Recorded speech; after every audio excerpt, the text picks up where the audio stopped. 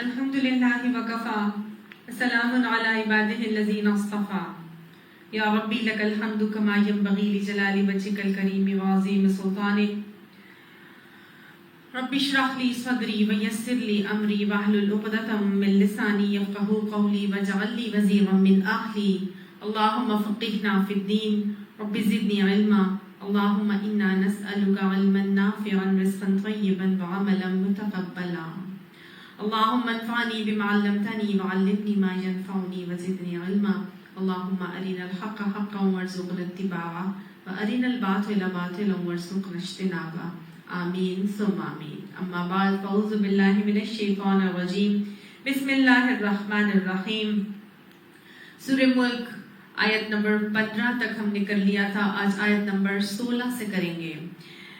آیت نمبر 15 تک ہم نے دیکھا تھا کہ سورہ ملک میں اللہ سبحانہ تعالیٰ نے کچھ حقیقتوں کا تذکرہ کر کے انسان کو اس کے آنے کا مقصد بتایا اور اس کے حوالے سے دو رویے دکھائے، نافرمانوں کا رویہ اور فرما برداروں کا رویہ، اور ان کا انجام اللہ سبحانہ تعالیٰ نے دکھایا اور سمجھایا اور بتایا کہ کس انداز میں انسان کو زندگی گزارنی چاہیے. اب جیسے کہ ہم دیکھ رہے ہیں کہ سورہ ملک کو ہم کافی ڈیٹیل سے اس لیے پڑھ رہے ہیں کیونکہ ہمیں جب بھی سورہ ملک پڑھیں تو یہ ساری کی ساری حقیقتیں جو اللہ سبحانہ تعالیٰ ہمیں بتانا چاہ رہے ہیں یہ ہمیں باور ہوتی جائیں اور ہم ان کو ذہن نشین کر لیں، اور ہمیں جب اس کو ہم پڑھیں تو ہمارے ذہن میں یہ دوبارہ سے تازی ہو جائیں اور ان کو ہم ریوائز کر لیں اور ہم دیکھیں کہ ہم جھنجھوڑے جائیں اس سورت کو ہر دفعہ پڑھنے کے حوالے سے کہ ہم کہاں سٹینڈ کرتے ہیں اور ہمارا رویہ اب کیسا چل رہا ہے. تو اللہ سبحانہ تعالیٰ اب آگے کچھ جو ہم آیات پڑھیں گے، آیات نمبر 16 سے 22 تک اس کا سورہ ملک کا تیسرا حصہ ہے، یہ شروع ہو رہا ہے، اور اس کے اندر اللہ سبحانہ تعالیٰ نے تمام بھی مسلمانوں سے، نافرمانوں سے، یا یہ کہ جو قریش مکہ کے لوگ تھے، یا یہ جو ایمان لانے کے بعد عملی انکار کر رہے ہیں، سب ہی سے اللہ سبحانہ تعالیٰ نے سوالات کیے ہیں. 2 سوالات کیے ہیں، پہلے 16 اور 17 آیت میں، اور اس کے بعد اللہ سبحانہ تعالیٰ نے کچھ ایک حقیقت ان کے اوپر کھولی ہے. اس کے بعد دوبارہ اللہ سبحانہ تعالیٰ نے 2 سوالات کیے ہیں اور پھر کوئی ایک حقیقت جو ہے وہ لوگوں کے اوپر آشکار کی ہے. تو اللہ سبحانہ تعالیٰ اب آیت نمبر 16 میں ہمیں کیا فرما رہے ہیں؟ اعوذ باللہ من الشیطان الرجیم. أَأَمِنْتُمْ مَنْ فِي السَّمَاءِ أَنْ يَخْسِفَ بِكُمُ الْأَرْضَ فَإِذَا هِيَ تَمُورُ، کہ کیا تم بے خوف ہو گئے ہو کہ جو آسمان میں ہے یہ کہ وہ دھنسا دے تم کو زمین میں. فَإِذَا هِيَ تَمُورُ، پھر وہ لرزنے لگے. أَأَمِنْتُمْ مَنْ فِي السَّمَاءِ، سب سے پہلے یہ دیکھتے ہیں کہ اللہ سبحانہ وتعالیٰ کیا فرما رہے ہیں کہ جو آسمان میں ہے کیا اس سے تم بے خوف ہو گئے ہو کہ وہ آسمان والا کیا کرے گا؟ یخسف بکم الارض، کہ وہ تمہیں زمین میں دھسا دے. یعنی تم اس چیز سے بے خوف ہو گئے ہو کہ آسمان والا تمہیں زمین میں دھسا دے. آسمان میں کون ہے؟ اللہ سبحانہ تعالیٰ. آسمان میں فرشتے ہیں. تو یہاں دونوں ہی طرف اس چیز کی من جو ہے وہ راجع ہوتا ہے. زیادہ راجع کس کی طرف ہے؟ اللہ سبحانہ تعالیٰ کی طرف. لیکن اللہ سبحانہ تعالیٰ نے یہاں اپنا تو تذکرہ ہی نہیں کیا. اللہ تعالیٰ نے تو یہ کہا ہی نہیں کہ جو آسمان میں اللہ ہے وہ تمہیں دھنسا دے. گویا اللہ سبحانہ تعالیٰ نے اس چیز کو پسند نہیں کیا کہ اللہ کی نے فرمایا نا کہ رحمتی تغلب علی غضبی، کہ میری رحمت میرے غضب پر حاوی ہے. تو یہاں اللہ سبحانہ تعالیٰ نے اللہ نہیں کہا، رحمان بھی نہیں کہا، بلکہ من کہہ کے ایک عذاب کا تذکرہ کر کے بتایا کہ جب اللہ کی رحمت نہیں ہوتی تو پھر ہی اس قسم کے عذاب سے انسان دو چار ہوتا ہے. تو اللہ نے کہا کہ تم اس چیز سے بے خوف ہو گئے ہو کہ جو آسمان میں ہے وہ تمہیں دھسا دے زمین میں. اچھا، آسمان میں اس لیے بھی کہا گیا کیونکہ انسان کی فطرت ہے کہ انسان اللہ کو جب پکارتا ہے تو آسمان کی طرف دیکھ کے پکارتا ہے نا. وہ آسمان کی طرف دیکھتا ہے کہ اللہ سبحانہ تعالیٰ گویا آسمان میں رہتا ہے. تو گویا یہاں پر اللہ سبحانہ تعالیٰ نے بس اپنا ایک تذکرہ کر کے یہ بتایا کہ دیکھو کیا وہ جو آسمان میں ہے کیا وہ تمہیں زمین میں نہیں دھسا سکتا، جس طرح دوسری قوموں کو دھسایا تھا. قوم سمود کو دھسایا گیا، قوم لوط کو جو ہے وہ دھسا دیا گیا. مختلف دوسری قوموں کے تذکرے ہم قرآن میں پڑھتے ہیں. اللہ سبحانہ تعالیٰ اس بات پر قادر ہے کہ وہ اپنے اپنے کسی فرشتے کو حکم دے اور انسان کو زمین میں دھسا دیا جائے. اور اللہ تعالیٰ ایسے ہی دھساتے ہیں جب زمین میں لوگ نافرمانیاں کر رہے ہوتے ہیں تو اللہ سبحانہ تعالیٰ کی طرف سے عذاب کا فیصلہ ان کے لیے مقرر کر دیا جاتا ہے اور ان کو زمین میں دھسا دیا جاتا ہے. یہ اللہ کی ایک عذاب کی ہی ایک شکل ہے بیسیکلی. اور آج ہم دیکھتے ہیں بہت زیادہ جگہوں پر ہمیں نظر آتا ہے کہ کس طرح سے ایک دم سے سنک ہول جو ہے وہ ہوتا ہے اور سب کے سب اس کے اندر دھس جاتے ہیں. کوئی زلزلہ آتا ہے اور سب اس کے اندر کیا ہو جاتا ہے, سب دھس جاتے ہیں. ہر چیز, جیسے مظفر آباد کے اندر بھی ایک ایسا زلزلہ آیا نا تھا کہ جس میں پورا کا پورا پہاڑ ہی زمین کے اندر دھس گیا تھا. آدھا ہو گیا پہاڑ, 2 ٹکڑوں میں ہو گیا, مطلب پہاڑ ہاف, جیسے ایک سلائس آف پہاڑ جو ہے وہ کاٹ ہی دیا گیا ہو اور وہ بالکل زمین کے اندر دھس گیا یا کچھ بہہ گیا. تو وہ سارا جو جتنے بھی گھر وہاں پر موجود تھے وہ سب کے سب ختم ہو گئے, دنیا سے سفر ہستی سے ہی مٹ گئے, نیست و نابود کر دیے گئے. اللہ تعالیٰ فرماتا ہے کہ فَإِذَا هِيَ تَمُورُ, پھر وہ کیسی ہو جائے, لرزنے لگ جائے. یعنی کہ وہ تمور اس کو بھی کہتے ہیں کہ واپس دوبارہ اپنی جگہ پر آ جائے اور بالکل ویسی ہو جائے جیسے کہ اس کا نام نشان ہی ختم ہو جائے, جیسے وہاں پہ پہلے کچھ تھا ہی نہیں. تو یہاں پر زیادہ تمور کے حوالے سے ہوگا کہ جیسے کہ نام و نشان ہی ختم ہو جائے خسف کے بعد. جیسے میں نے آپ کو بتایا کہ ایک چیز زمین بالکل دھنس جائے اور اس کا بالکل وہاں سے نام و نشان ختم ہو جائے. تو اللہ نے کہا کیا تم اس بات سے بے خوف ہو گئے ہو کہ اللہ سبحانہ تعالیٰ جو آسمان میں ہے وہ تمہیں زمین میں دھسا دے, یا پھر تم اور زمین کو بالکل ایسے کر دے جیسے وہاں پر کوئی موجود ہی نہیں تھا. تو اس بات سے کیا بے خوف ہو گئے ہو کہ وہ ایسا کر سکتا ہے؟ ام امنتم من فی السماء ان یرسل علیکم حاصبا, یا تم اس بات سے بے خوف ہو گئے ہو کہ جو آسمان میں ہے وہ تمہارے اوپر کوئی پتھراؤ کرنے والی ہوا بھیج دے. اللہ سبحانہ تعالیٰ اس بات پر بھی قادر ہے کہ جیسے جب چاہے وہ پتھراؤ کرنے والی ہوا بھیج دے. جیسے قوم لوط کے اوپر, قوم سمود کے اوپر اللہ سبحانہ تعالیٰ نے پتھراؤ کرنے والی ہوا آسمان سے بھیجی تھی. تو آج بھی تو آسمان سے ایک ایسی بلا نازل ہوئی ہے ہمارے اوپر کووڈ-19 کے حوالے سے, ایک ایسی وبا ہے, وبائی بیماری. اللہ قادر ہے, اللہ اس بات پر قادر ہے کہ وہ جب چاہے جیسے چاہے آسمان سے کوئی وبا کو نازل کر دے, کوئی آسمان سے کوئی پتھراؤ کرنے والی ہوا بھیج دے. یہ بیسیکلی اللہ سبحانہ تعالیٰ کے غضب کی نشانی ہے, ایک عذاب کی شکل ہے جو یہاں پر بتائی جا رہی ہے. کیا اس بات سے بے خوف ہو گئے ہو کہ وہ تمہاری نافرمانیوں پر تم کو یوں ہی چھوڑ دے گا اور تم سے آگے جو ہے وہ بدلہ نہیں لے گا, یا تمہیں نافرمانیوں کو کرنے دیتا رہے گا؟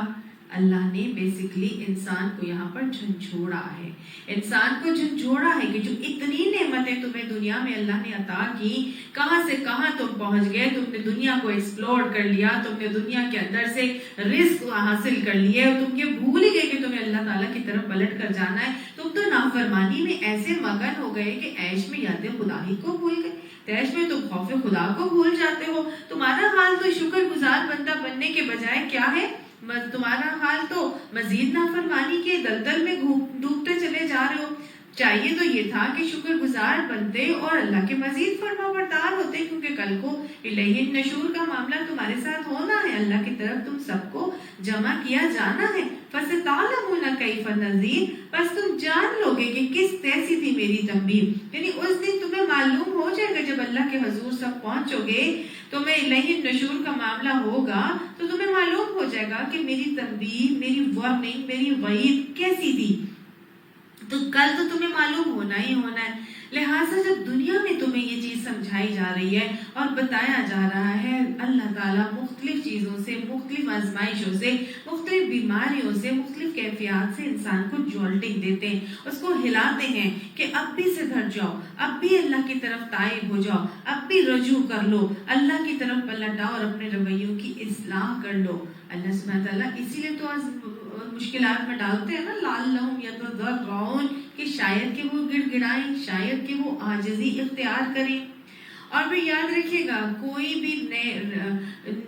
بھی تکلیف اور آزمائش رحمت کیسے بنتی ہے کہ جب الذین اذا اصابتهم مصیبۃ قالوا انا للہ و انا الیہ راجعون, کہ جب مومنوں کا حال تو یہ ہوتا ہے کہ جب بھی ان کے اوپر کوئی مصیبت، آزمائش، پریشانی، تکلیف آتی ہے تو وہ کیا کہتے ہیں کہ انا للہ و انا الیہ راجعون، کہ ہم تو اللہ کے ہیں اور اللہ کی طرف ہم پلٹ کے جائیں گے. وہ تکلیف اور آزمائشوں میں وہ اللہ کی طرف پلٹتے ہیں، اللہ کی طرف رجوع کرتے ہیں. تو حضرت عمر نے فرمایا تھا نا کہ وہ تکلیف جو تجھے اللہ سے قریب کر دے وہ تکلیف نہیں ہے، وہ تو آزمائش ہے.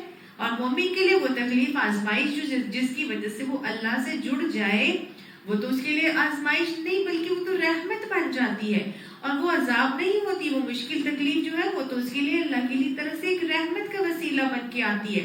اور وہ تکلیف جو تجھے اللہ سے دور کر دے وہ تیرے لیے عذاب ہے. تو جب بھی مشکل تکلیف پریشانی آئے تو انسان کو ہمیشہ اللہ کی طرف رجوع کرنا چاہیے اور اللہ کی اس تنبیہ سے ڈر کے اللہ کی طرف تائب ہو کے پلٹ کر اپنی اصلاح کر لینا چاہیے. اللہ ہمیں یہی رویے اپنانے کی توفیق عطا فرمائے. نہیں تو آج اگر ان رویوں کو نہیں اپنائیں گے تو کل کل آپ کو ہمیں معلوم ہو ہی جائے گا. اللہ نے فرمایا فَسَتَعْلَمُونَ كَيْفَ نَذِيرٌ، بس عنقریب تمہیں معلوم ہو جائے گا کہ میری تنبیہ کیسی تھی. جو میں نے تمہیں برے انجام سے ڈرایا تھا وہ صحیح ڈرایا تھا. تم ہر قسم کی نافرمانی میں ڈوبتے چلے گئے ہو اور تم نے ماتر پتر آزاد ہو کر اپنی منمانی سے زندگی گزارنی شروع کر دی ہے. تم تکبر کے مارے جب پلٹ کر میرے پاس آؤ گے تو تم کیا سمجھتے ہو کہ آخرت میں ہی تمہیں عذاب دیا جائے گا؟ نہیں، وہ تو چاہے تو دنیا میں بھی تمہیں زمین میں دھسا دے یا تمہارے اوپر پتھراؤ کرنے والی ہوا بھیج دے. اللہ تو ہر چیز پر قادر ہے، وہ سب کچھ کر سکتا ہے. وہ دنیا میں بھی عذاب کی شکل میں تمہیں چھوٹے چھوٹے عذاب ضرور دے گا اور آخرت میں وہ تو بڑے عذاب کے لیے پھر تیار ہو جاؤ. وَلَقَدْ كَذَّبَ الَّذِينَ مِنْ قَبْلِهِمْ فَكَيْفَ كَانَ نَكِيرٌ، البتہ یقیناً جھٹلایا تھا ان سے پہلے بھی لوگوں نے. فَكَيْفَ كَانَ نَكِيرٌ، بس کیسی تھی میری تنبیہ، دیکھ لو میری گرفت کیسی سخت تھی. یعنی بتایا یہ جا رہا ہے کہ تم اکیلے نہیں ہو جو یہ جھٹلانے کا کام کر رہے ہو. یہ قریش پہلے نہیں تھے جن کے اوپر یہ سورت نازل ہو رہی تھی اور آج مجھے اور آپ تک بھی یہ باتیں پہنچائی جا رہی ہیں. تو ہم یہ پہلے نہیں ہیں جو اس طرح سے کر رہے تھے. پہلے لوگوں میں بھی اللہ تعالیٰ فرماتے ہیں پہلے لوگوں کے ساتھ بھی ایسے ہی معاملات ہوئے تھے اور انہوں نے بھی وَلَقَدْ كَذَّبَ الَّذِينَ مِنْ قَبْلِهِمْ، پہلے جو لوگ تھے تم سے پہلے جو لوگ آئے تھے ان کا بھی یہی رویہ تھا. انہوں نے بھی اپنے نبیوں کی باتوں کو جھٹلایا تھا، نبیوں کی تنبیہات کو، اللہ کی ساری باتوں کو جھٹلا کے چلے تھے، مان کر ہی نہیں دیتے تھے. تو پھر اللہ سبحانہ تعالیٰ نے بتایا کہ تم پہلے نہیں ہو، تم سے پہلے لوگ بھی ایسے ہی کرتے تھے. آج ہمارا رویہ بھی بالکل ایسا ہی ہے. ہم بھی تو قولی طور پر مان رہے ہیں لیکن عملی طور پر جھٹلا رہے ہیں. ہم بھی تو دوسری قوموں کی طرح ہی ہیں نا. ہم باتیں تو بڑی کرتے ہیں، دوسری قوموں کی مثالیں بھی بڑی پڑھتے ہیں اور دیکھتے ہیں، لیکن اپنی اصلاح کو بھول ہی جاتے ہیں. اپنی فکر ہمیں ہوتی ہی نہیں، ہم اپنے آپ کو بھول ہی جاتے ہیں. اور یہ قرآن کی یہ آیات جو ہے صرف قریش مکہ کے لیے نہیں تھی، یہ میرے آپ سے سب سے مخاطب ہو کے اللہ سبحانہ تعالیٰ فرما رہے ہیں کہ اگر تم جھٹلانے کا معاملہ کر رہے ہو تو تم سے پہلے بھی بہت سارے لوگ جھٹلا چکے تھے. قرآن کو جب ہم پڑھنا شروع ہوتے ہیں نا تو ہم یقین مانیے ایسا لگتا ہے کہ قرآن کی ہر ہی آیت ہم سے مخاطب ہے. یہی تو اعجاز ہے، یہی تو معجزہ ہے قرآن کا، یہی تو ایسا ایک حسن ہے قرآن کے اندر کہ ایسا ہر انسان کو پڑھنے والے کو لگتا ہے کہ یہ قرآن کی آیت مجھ سے ہی کچھ کہہ رہی ہے، یہ مجھے پر فٹ ان ہو رہی ہے، یہ مجھے ہی کہہ رہی ہے. ایسا لگتا ہے کہ نہیں لگتا؟ ہر آیت کو ہم دیکھ کے ہم اپنے آپ سے ریلیٹ کر سکتے ہیں. تو کیا حصول مل رہا ہے ہمیں یہاں سے کہ دیکھیں جب پہلے لوگوں نے اس دین کو، اس کی باتوں کو، اس کی وعید کو، اس کی تنبیہات کو جھٹلایا تھا، یا قولی طور پر یا عملی طور پر جھٹلایا تھا، یا پھر یہ کہ کچھ احکامات کو مانا تھا اور کچھ احکامات کو چھوڑ دیا تھا، یعنی پک اینڈ چوز کر کے چل رہے تھے.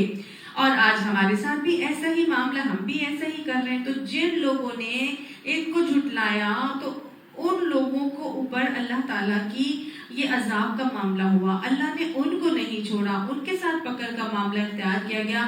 تو اگر آج ہم یہی رویے اپنائیں گے کہ یا تو قرآن کے احکامات کو انکار ہی کر دیں گے، عملی انکار، مان کر ہی مطلب ایکسیپٹ ہی نہیں کرنا ان باتوں کو، یا پھر یہ کہ کچھ کو مانا کچھ کو چھوڑ دیا، پک اینڈ چوز کا معاملہ کر کے چلیں گے، تو اللہ جب کوئی بڑی بڑی امتوں کو ختم کر سکتا ہے تو میں اور آپ کس کھیت کی بولی ہیں؟ اللہ سبحانہ تعالیٰ کیا ہمیں ختم نہیں کر سکتا؟ بس یہ بھی اللہ سبحانہ تعالیٰ کا ایک بہت بڑا احسان ہے میرے اور آپ کے اوپر، امت محمدی صلی اللہ علیہ وآلہ وسلم کے اوپر، کہ حدیث کے حوالے سے پتہ چلتا ہے کہ آپ صلی اللہ علیہ وآلہ وسلم نے بتایا تھا ہم کو کہ اللہ نے میری امت کو بڑے عذابوں سے محفوظ کر دیا، جس طرح پچھلی امتوں کے اوپر عذاب آئے تھے اور وہ ان عذابوں کی وجہ سے سفر ہستی سے مٹا دی جاتی تھی، تو امت محمدی صلی اللہ علیہ وآلہ وسلم کے اوپر اس قسم کا کوئی بڑا عذاب نہیں آئے گا کہ پوری کی پوری امت کو ختم کر دیا جائے۔ ہاں چھوٹے چھوٹے عذاب ضرور آئیں گے اور مختلف خطوں میں عذاب کی صورت میں آئیں گے، اور ہم دیکھتے ہیں مختلف خطوں میں ان کی نافرمانیوں کی وجہ سے اللہ سبحانہ تعالیٰ کہیں سونامی بھیج دیتا ہے، کہیں زلزلے آ جاتے ہیں، کہیں آتش فضا پھٹ جاتی ہے، کہیں ہریکینز آ جاتے ہیں، کہیں ٹورنیڈوز آ جاتے ہیں، اور آتے ہیں اور آ کے کیا کرتے ہیں، پوری کے پورے لوگوں کو تہس نہس کر کے ختم کر دیتے ہیں۔ اللہ تعالیٰ فرماتا ہے فَكَيْفَ كَانَ نَكِيرِ، بس دیکھو کہ کیسی تھی میری گرفت، میری پکڑ کیسی تھی۔ اللہ تعالیٰ جب چاہے جس کو چاہے پکڑ سکتا ہے۔ یہ نکیر کی وارننگ اور وعید آج میرے اور آپ کے لیے بھی ایسے ہی موجود ہے، یعنی ہر وہ شخص جو نکیر کے عمل پر ہے وہ اللہ کی گرفت سے خالی نہیں ہوگا، اللہ اس کو اسی طرح پکڑے گا کہ زندگی دو بھر ہو جائے گی، زندگی گزارنا اس کے لیے دو بھر ہو جائے گی، اور آخرت میں تو اس کے لیے عذاب تیار ہی ہے۔ اب نکیر کے کچھ معنی ہیں اور نکیر کے مختلف معنی آتے ہیں۔ نکیر اس شخص کو کہتے ہیں کہ پہلا معنی تو یہ ہے کہ اس شخص کو کہا جاتا ہے کہ جو بہت ہی اپنے دشمن کے خلاف بڑی پرفیکٹ قسم کی اسکیمز پلان کر کے چلتا ہے، یعنی کہ ایسا شخص جو اپنے دشمن کے خلاف بڑا پلاننگ کر کے اسکیم پلان کر سکتا ہے، بہت سمارٹ ہے اور بہت ہی زبردست قسم کی پلاننگ کرتا ہے۔ تو وہ لوگ جو اس کو کیسے ریلیٹ کریں گے کہ وہ لوگ جو اللہ کے خلاف اسکیم چل رہے ہیں، پلاننگ کر رہے ہیں، کس کے خلاف؟ اللہ کے خلاف۔ اللہ کے خلاف چالیں کوئی چل سکتا ہے؟ اللہ سبحانہ تعالیٰ تو چاہے تو ایک ہوا کو حکم دے اور سب کا سب تہس نہس ہو جائے، اور وہی ہوائیں ایک بڑی ویو کو لے کر آئے، سونامی، اور سب کچھ ختم ہو جائے۔ تو اللہ کے خلاف جو بھی اللہ کے دشمنی کر رہے ہیں، اللہ کے خلاف پلاننگ کر رہے ہیں، چالیں چل رہے ہیں، قرآن پڑھنے والوں کے خلاف پلاننگ کرنا بھی اللہ ہی کے خلاف پلاننگ ہے۔ اللہ کے خلاف پلاننگ یہ نہیں ہے کہ بس ہم کہیں کہ ہم اللہ سے جنگ لڑیں گے اور اللہ کے خلاف کوئی، جو قرآن پڑھنے والوں کے، پڑھانے والوں کے خلاف یا دین پر چلنے والے داعیوں کے خلاف پلاننگ کرتے ہیں، ان کے ٹارچرز دیتے ہیں، ان کو قتل کرتے ہیں، یا ان کے خلاف کوئی رویہ اپناتے ہیں، جیسے کہ رسول اللہ صلی اللہ علیہ وسلم کے خلاف اپنایا جاتا تھا، صحابہ کرام کے خلاف اپنایا جاتا تھا، اللہ کے رسول جو پیغمبر تھے ان کے خلاف، پیغمبر مینس کے جو پیغامبر تھے مینس جیسے حضرت جبرائیل علیہ السلام کے خلاف مختلف دشمنی رکھتے تھے، تو اللہ تعالیٰ نے کیا فرمایا تھا قرآن پاک میں کہ من کان عدوا للہ وملائکتہ ورسلہ وجبریل ومیکالا، کہ جو دشمنی کرے گا اللہ سے اور ملائکہ سے اور اس کے رسولوں سے اور جبرائیل علیہ السلام اور میکائیل علیہ السلام سے، فإن اللہ عدو للکافرین، تو بے شک اللہ ایسے دشمنوں، ایسے کافروں کا دشمن ہے۔ تو گویا وہ اللہ سے دشمنی کرنے کا ایک رویہ اور طریقہ یہ ہے کہ وہ اللہ کے تمام پیغامبر، جو اللہ کے تمام وسیلے ہیں اللہ تک پہنچنے کے جو ذرائع ہیں، ان کے خلاف دشمنی کا رویہ اختیار کر کے چلنا۔ تو یہ سب بھی کیا ہے؟ وہ اللہ ہی سے دشمنی ہے۔ قرآن میں ایک اور جگہ آتا ہے نا، اے نبی یہ آپ کو نہیں جھٹلا رہے، یہ تو مجھے جھٹلا رہے ہیں، یعنی نبی کو بھی جھٹلایا جا رہا ہے تو وہ اللہ کو جھٹلانے کا معاملہ کیا جا رہا ہے۔ تو ہر وہ شخص جو اللہ کے خلاف سکیمز چل رہا ہے، پلاننگ کر رہا ہے، اور اللہ کے جو دائی ہیں، دین کے دائی، جو دین کے علمبردار، جو دین کو پھیلانے کی کوشش کر رہے ہیں، ان کے خلاف کوئی چالیں چل رہے ہیں، تو بس وہ لوگ بھی تیار رہیں کہ اللہ سبحانہ تعالیٰ نے ان کے ساتھ ایسے ہی گرفت کا معاملہ کرنا ہے۔ نکیر کا دوسرا مطلب یہ آتا ہے کہ جیسے کہ امر بالمعروف و نہی عن المنکر والا منکر، نکیر، ٹھیک ہے نا؟ تو یعنی یہ وہ منکر ہے جو جیسے آپ کہہ لیں نا، منکر چیز وہ ہوتی ہے جس کی کراہیت انسان کے دل میں موجود ہوتی ہے، اور وہ چیز جو آپ کو شر کی طرف ہی لے کر جائے گی، یعنی ایسی منکر چیز جو انسان کو ہمیشہ شر ہی کی طرف لے کر جائے گی، اور اس چیز کی کراہیت انسان کے دل میں موجود ہوتی ہے۔ وہ ایک ایسی ان یوزول چیز ہوتی ہے جس کو وہ بیسیکلی پسند نہیں کرتا، قرآن میں آتا ہے اِنَّ أَنْكَرَ الْأَصْوَاتِ لَصَوْتُ الْحَمِيرِ کہ سب سے زیادہ ناپسندیدہ اور ناگوار آواز کس کی ہے؟ گدھے کی آواز ہے. تو گدھے کی آواز انسان بیسیکلی اس سے کراہت کھاتا ہے, اس کو پسند نہیں کرتا. تو گویا اس کو کیسے ریلیٹ کریں گے کہ ہر وہ چیز جو بہت ہی ان یوزول ہے, یعنی جو بھی ان یوزول چیزیں ہیں, اور مثال کے طور پر ان کے لیے کیا ان یوزول تھی, اور آج بھی آخرت کا کانسیپٹ اور آخرت کا عقیدہ بہت ہی ان یوزول چیز ہے بہت سے ایتھیسٹ کے لیے, بہت سے ایسے لوگوں کے لیے کہ وہ لوگ قریش مکہ بھی یہی کہتے تھے کہ جب ہم مر کر مٹی ہو جائیں گے تو کیا ہمیں نئے سرے سے پیدا کیا جائے گا. مانتے ہی نہیں تھے آخرت کی حقیقت کو, بلکہ اس کو خاص طور سے جھٹلا ہی دیتے تھے اور کہتے تھے قیامت شیامت میں کوئی نہیں آنا. تو اسی طرح کی بات آج ہمارے اندر بھی لوگ کہتے ہیں کہ موت کی باتیں نہ کیا کرو, بس ٹھیک ہے جو ہوگا دیکھا جائے گا, کوئی مرنا کوئی ہم نے دوبارہ نہیں اٹھنا, بس صحیح ہے ایک دفعہ جب مر جائیں گے تو بس مر جائیں گے, اور جو بھی دنیا میں کرنا ہے کر لو, بس ٹھیک ہے جو سب کے ساتھ ہوگا وہ ہمارے ساتھ بھی ہو جائے گا, ہم دیکھ لیں گے. یہ کبھی نہیں سوچنا چاہیے کہ قیامت آئے گی یا نہیں آئے گی. آئے گی, وہ تو ہمارا عقیدہ ہے, اور جب تک ہمارا آخرت کا عقیدہ اسٹرانگ نہیں ہوگا تب تک ہمارے اعمال کی اصلاح نہیں ہو سکے گی. تو یہ تو بہت ضروری چیز ہے کہ ہمارا آخرت کا عقیدہ اسٹرانگ ہو.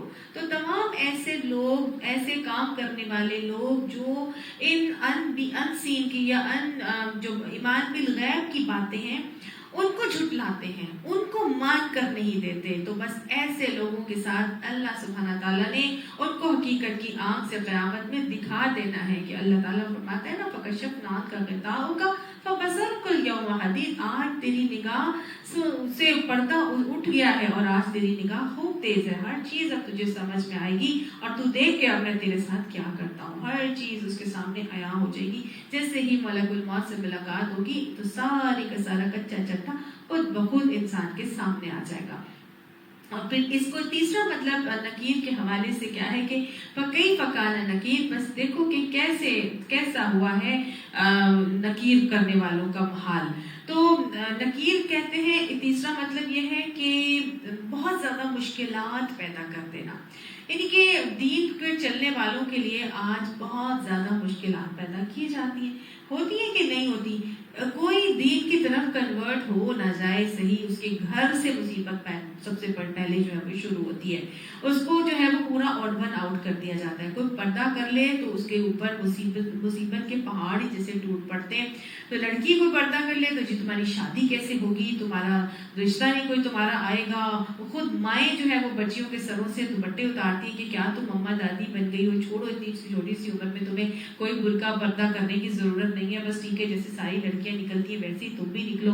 کوئی سود سے اپنا مال نکال لے, کوئی بینکنگ سسٹم کو چھوڑ دے, کوئی اپنا دوسرا حلال کاروبار کرنا شروع کرے, تو لوگ اس دنیا مصیبت ڈال دیتی ہے, اس کی بیوی ہی اس کے پیچھے پڑ جاتی ہے کہ ہمیں بھوکا مار دیں گے, ہم کھائیں گے کہاں سے, آپ کوئی بڑی ہوئی خبر آپ کے اوپر سوار ہے, پتہ نہیں کہاں سے جو ہے آپ نے کہاں سے پڑھ کر آ گئے کہ بینک کا کام جو ہے وہ جائز نہیں ہے, یا یہ والا کاروبار حلال آمدنی نہیں ہے, اب ہم اپنے بچوں کو آپ نے مار دینا ہے. اور مطلب کتنے لوگ جو ہیں وہ گھر سے ہی سب سے پہلے مخالفت شروع ہوتی ہے, بات لوگ تو بعد میں آتے ہیں جو گھر سے باہر ہوتے ہیں. تو اللہ سبحانہ تعالیٰ نے گویا یہ بتایا کہ جو تمہارے لیے مشکلات پیدا کرے گا تو سمجھ لے کہ پھر اللہ سبحانہ تعالیٰ نے اس کے لیے بھی زندگی کا گزران میں مشکل کر دینا ہے, اور آخرت میں بھی اللہ اس کے لیے بہت زبردست نکیر بن کے سامنے آئے گا کہ اس کے لیے مشکلات ہی مشکلات آ جائیں گی. چوتھے جو اس کا مطلب آتا ہے نکیر کے حوالے سے وہ ہے انکار کر دینا, یعنی کہ بالکل انکار کر دینا, دین کے احکامات پر عملی انکار کا رویہ. نعمتوں میں ایسے مگن ہو جاتے ہیں کہ دین کو بالکل سائڈ لائن کر دیتے ہیں, دین کو بالکل کھٹے لائن لگا دیتے ہیں, اور اس کے اوپر عمل کرنا تو بہت دور کی بات ہے. ایسے نعمتوں میں مگن ہو جاتے ہیں کہ جیسے انہوں نے دنیا میں ہی ساری زندگی رہنا ہے, اور اس کی آخرت میں انہوں نے اللہ کے حضور پیش ہی نہیں ہونا.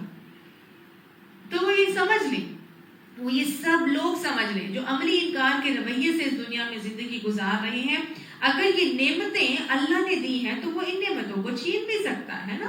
اللہ تعالیٰ جب چاہے جیسے چاہے اگر ان نعمتوں سے اپنا ہاتھ کھینچ لے تو پھر یہ لوگ کریں گے کیا, یہ کیا کریں گے جو انکار کے رویے پر چل رہے ہیں. اللہ تعالیٰ ہمیں تمام نعمتوں میں اللہ تعالیٰ سے جڑنے کی توفیق عطا فرمائے۔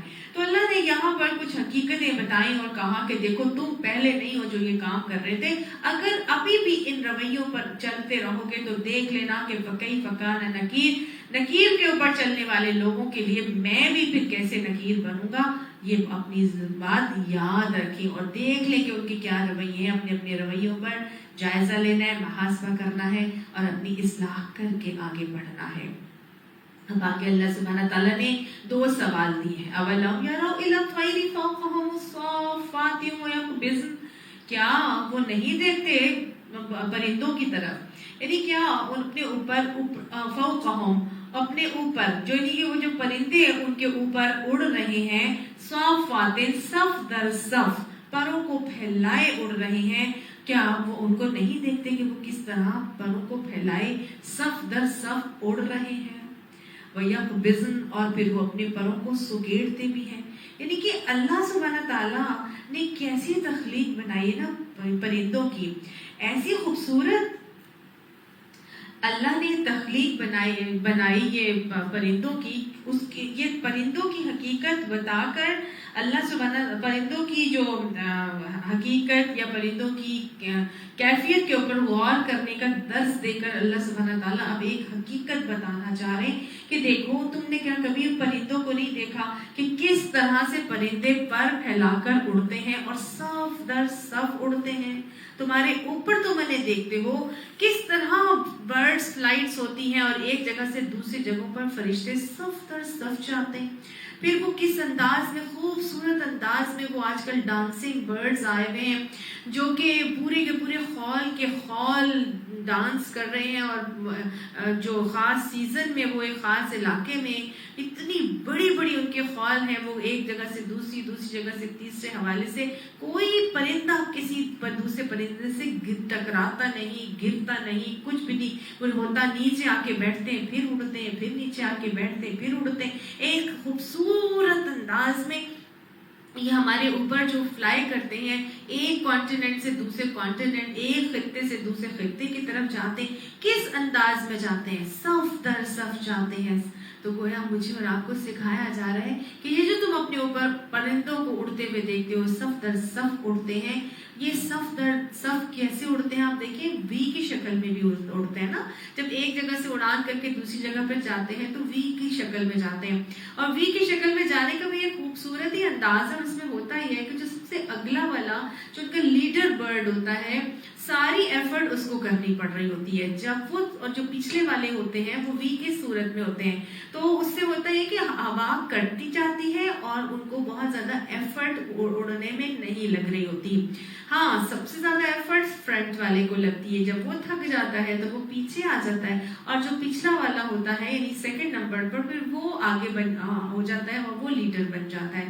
تو اس طرح صف در صف وہ ایک جگہ سے ایک خطے سے اڑ کے دوسرے خطے تک پہنچ جاتے ہیں اور کنٹینیوسلی اڑتے چلے جاتے ہیں۔ یہ ایک خوبصورت انداز ہے پرندوں کی اڑان کے حوالے سے، جو اللہ مجھے اور آپ کو اس کے حوالے سے غور و فکر کی دعوت دے رہے ہیں کہ دیکھو کس طرح یہ مل کر صف در صف مل کر کام کرتے ہیں۔ تو آپس میں مل کر جب مربوط ہو کر صف بندی کے اصول کر اپنا کر جب انسان متحد ہو کر اپنے اعمال کرے گا تو سیسا پلائی ہوئی دیوار کی مانند بنیان مرصوص ہو کر کیا وہ اپنے اندر ایک ایسی قوت نہیں پیدا کر لے گا کہ پورے کے پورے عالم میں باطل سے ٹکرا جائے؟ تو اللہ نے اسی لیے مجھے اور آپ کو حکم دیا تھا نا کہ وَاعْتَصِمُوا بِحَبْلِ اللَّهِ جَمِيعًا وَلَا تَفَرَّقُوا، تو اللہ کی رسی کو مضبوطی سے تھام لو اور تفرق میں مت پڑنا۔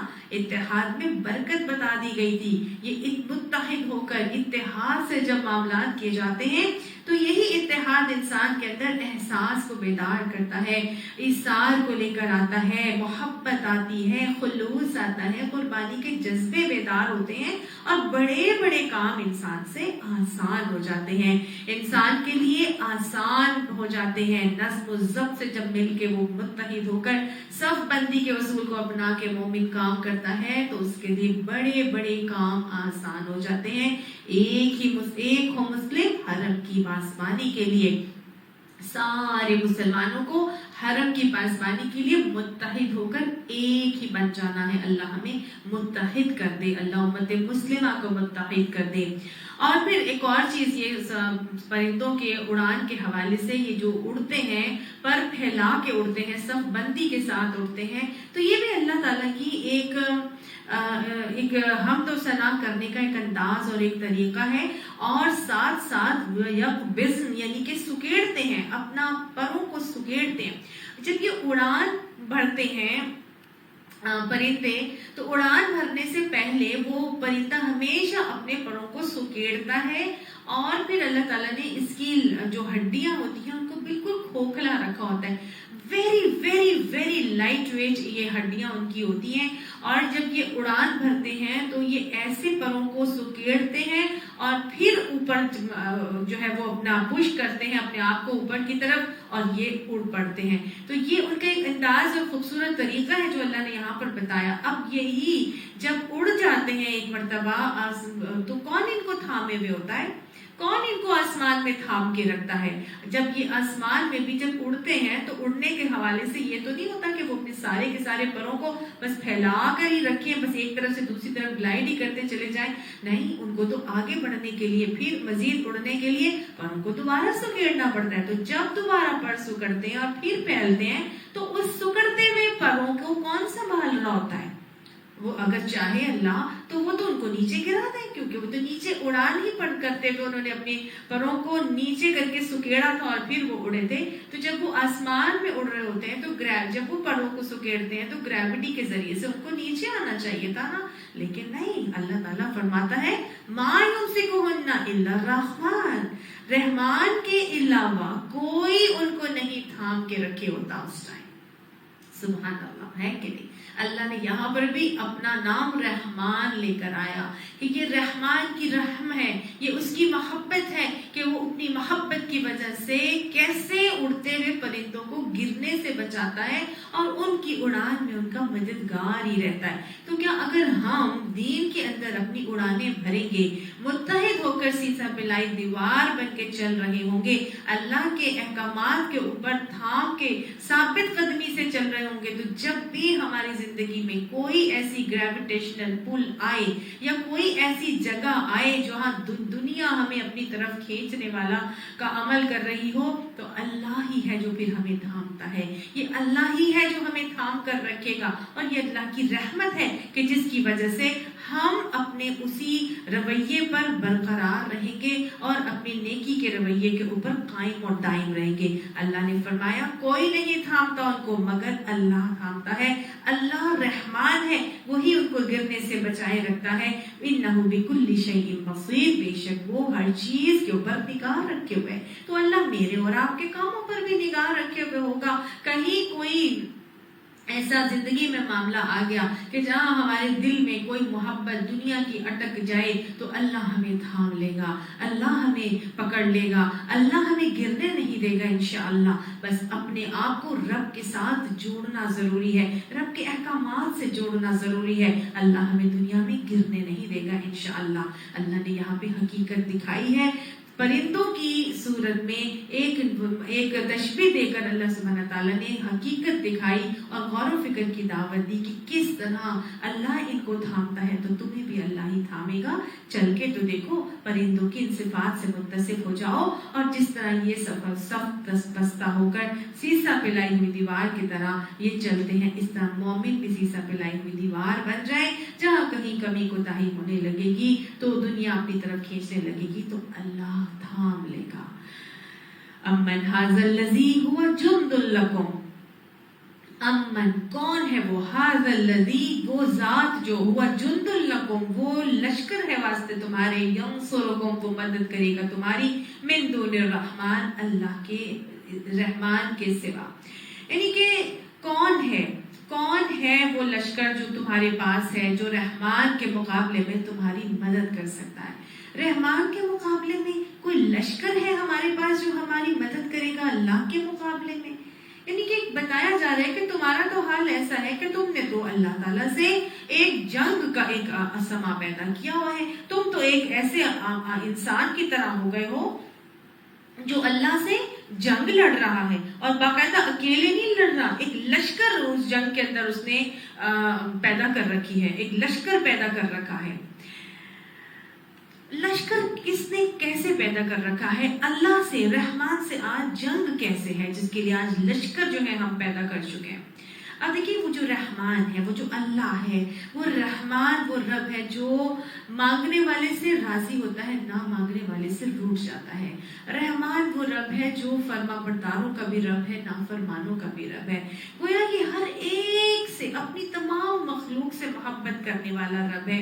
وہ ہمارا کیئر ٹیکر ہے، وہ ہمارا نگران ہے، وہ ہمارا نرشر ہے، وہ ہمارا چیریشر ہے، وہ سب کچھ ہمارے لیے کر رہا ہے، ہر چیز وہ ہمارے لیے کر رہا ہے۔ لیکن ہم، اللہ فرماتا ہے کہ تم نے جو ہوا جند لکم من ینصرکم من دون الرحمن، یعنی کہ کون ہے جو تم میں سے لشکر بنا لیتے ہو اللہ تعالیٰ کے خلاف اور جنگ کرتے ہو۔ اللہ سے جنگ آج ہم کھلے عام کیسے کر رہے ہیں؟ آپ دیکھیے سب سے بڑی جنگ جو آج ہم اللہ کے خلاف کر رہے ہیں وہ تو ہے سودی نظام معیشت کے حوالے سے۔ سودی نظام معیشت میں آج دنیا کا ایک شخص جو ہے وہ آلموسٹ ایک شخص جو ہے وہ اس کے اندر مبتلا ہے۔ اور قرب قیامت میں آپ صلی اللہ علیہ وسلم نے فرمایا تھا نا کہ ہر گھر میں سود کا بخار پہنچے گا۔ آپ صلی اللہ علیہ وسلم نے فرمایا تھا کہ تم ہر وہ کام کرو گے جو اہل کتاب نے کیا، اللہ حتیٰ کہ اگر وہ اپنی ماں کے ساتھ زنا کریں گے تو تم بھی ماں کے ساتھ زنا کرو گے۔ اور ایسا ہی ہے کہ آپ صلی اللہ علیہ وسلم نے فرمایا تھا کہ سود کا ایک لقمہ کھانا بھی 36 مرتبہ اپنی ماں کے ساتھ زنا کرنے کے برابر ہے۔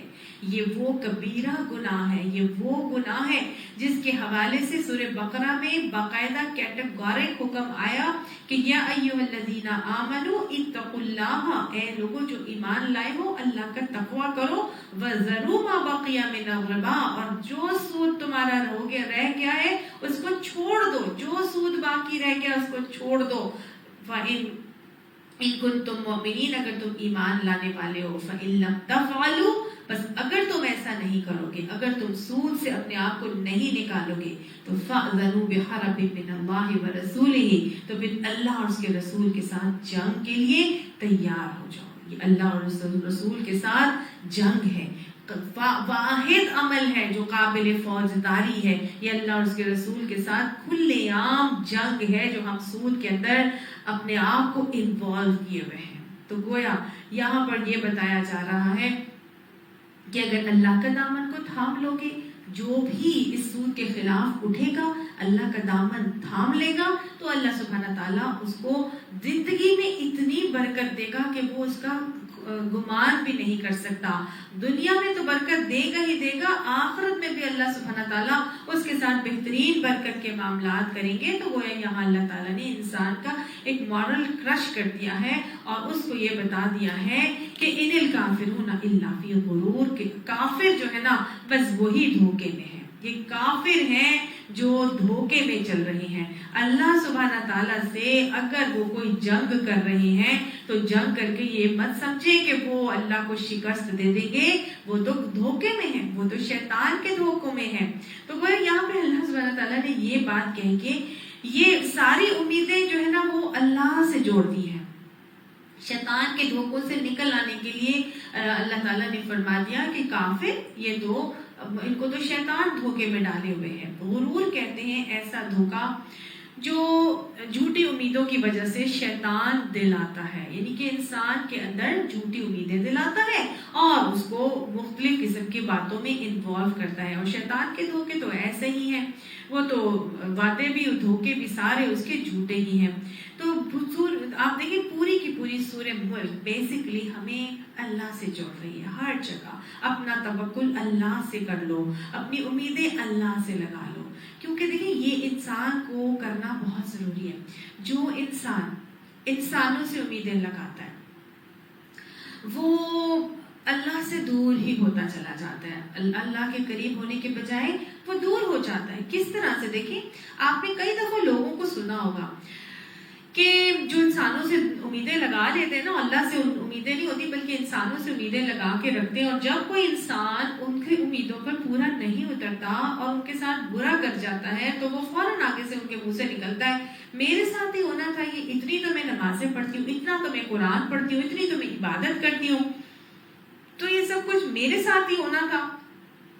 گویا وہ اپنی نمازوں عبادتوں کی وجہ سے وہ اللہ سے قریب ہونے کے بجائے کیا ہو جاتا ہے، اللہ سے مزید دور ہو جاتا ہے، مطلب اللہ سے اور زیادہ متنفر ہونے لگتا ہے۔ اتنی تو میں عبادت کر رہی تھی تو پھر میرے ساتھ یہ برا کیوں فلانے نے کیا، کیونکہ وہ اللہ سے امید نہیں لگا رہا تھا۔ وہ کس سے امید لگا رہا تھا؟ وہ تو اللہ سے کے بجائے لوگوں سے، بندوں سے امید لگا رہا تھا نا۔ تو اللہ نے انسان کی امیدیں انسان سے ہٹا کر اپنی طرف لگائی ہیں، اپنی طرف مرکوز کروائی ہیں۔ ان الکافرون الا فی غرور، کہ کافر تو صرف اور صرف شیطان کے دھوکہ میں ہیں۔ اور آپ دیکھیں یہ بھی ایک انسان کے اندر ایک تکبر کا ہی ایلیمنٹ ہے کہ جب وہ عبادتیں کر رہا ہوتا ہے اور لوگوں سے امیدیں لگاتا ہے تو وہ بیسیکلی آہستہ آہستہ آہستہ اپنی عبادت میں تکبر کی طرف آ جاتا ہے کہ میں تو فلاں سے بھی اچھی ہوں، میں تو فلاں سے بھی اچھی ہوں، میرے ساتھ تو برا ہو ہی نہیں سکتا، میرے ساتھ تو کوئی بھی برا نہیں کرے گا۔ اور جب لوگ ان سے برا کرتے ہیں تو پھر انہیں ان کے اندر اصل فیلنگز تو اللہ کی تھی نہیں، اصل تو وہ لوگوں کو دکھانے کے لیے کر رہے تھے اور تکبر کے مارے تھے۔ تو لہٰذا اب ایسے ہی لوگوں کے اندر اس تکبر کی وجہ سے برداشت کی بہت کمی ہو جاتی ہے اور وہ جلدی غصے میں آ جاتے ہیں۔ شیطان نے بھی تو ایسے ہی کیا تھا، وہ بھی تو عبادات کے زور پر اتنا اوپر عالم ملکوت میں فرشتوں کا ہم مجلس ہو گیا تھا، عبادات کر کر کے ہوا تھا، لیکن بیسیکلی اس کے اندر تھا کبر، تکبر اس کے اندر تھا۔ اور جب اس کی امیدوں پر پانی پھرا تو پھر کیا ہوا، اس کی برداشت کی کمی تھی اور اس کو غصہ آ گیا اور اس نے انکار کر دیا اللہ کے اس سجدے سے۔ تو بس یہی ہے، اللہ سے جو جڑتا ہے، اللہ سے اخلاص اپنا عمل میں خالص ہو کے جب وہ عمل کرتا ہے تو ایسے ہی لوگ جب اللہ کے لیے اپنی عبادت کو بھی خالص کرتے ہیں، ہر چیز وہ اللہ کے لیے کرتے ہیں، آتا للہ، منع للہ، احب للہ، ابغض للہ، ان صلاتی و نسکی و محیای و مماتی للہ رب العالمین کا معاملہ ہو جاتا ہے تو پھر اللہ ہی سے ساری امیدیں وابستہ ہو جاتی ہیں۔ ایسے لوگوں کی پھر برداشت بھی بہت زیادہ ہو جاتی ہے، پھر وہ انسانوں کو انسان سمجھتے ہیں، وہ سمجھتے ہیں کہ یہ انسان ہے، غلطی اس کا مادہ ہے، اس نے تو غلطی کرنی ہی کرنی ہے، کوئی بھی انسان کل تو نہیں ہے۔ پھر وہ انسانوں سے امیدیں ہی نہیں وابستہ کرتے، پھر تو وہ اللہ سے اپنی امیدیں وابستہ کرتا ہے۔ اور وہ جب اللہ سے امیدیں وابستہ کرتا ہے تو جب انسان سے کبھی بھی اس کو کوئی ہرٹ ہو جائے یا اس کو معاملہ صحیح نہ ملے تو وہ کبھی بھی ہرٹ نہیں ہوگا، پھر کبھی بھی ڈپریشن میں نہیں جاتا، بلکہ پھر بھی وہ راضی برضا مطمئن پرسکون رہتا ہے۔ ہر حال میں وہ اس کو معلوم ہوتا ہے کہ اگر میرے ساتھ کسی نے برا کیا بھی ہے تو یہ اللہ کے حکم سے ہوا ہے اور اس میں میرے لیے کوئی نہ کوئی مصلحت پوشیدہ ہے، لہٰذا راضی برضا رہتا ہے، مطمئن پرسکون رہتا ہے، شادہ فرحاں رہتا ہے، شاکر رہتا ہے، صابر رہتا ہے، اور ایسے کام کر کے پھر وہ رضی اللہ عنہم ورضوا عنہ لوگوں میں شامل ہو جاتا ہے۔ تو رضی اللہ عنہم ورضوا عنہ ذالک لمن خشی ربہ، اللہ کی خشیت سے سارے معاملات کرتا ہے تو اللہ کی رضا کا حقدار بھی وہ بن جاتا ہے۔ یہی بات یہاں پر بتائی اور سمجھائی، اور پھر اگلے سوالات کون سے کیے جا رہے ہیں؟ امن ھذا الذی یرزقکم ان امسک رزقا، کہ کون ہے وہ جو رزق تمہارا روک لے، یعنی کہ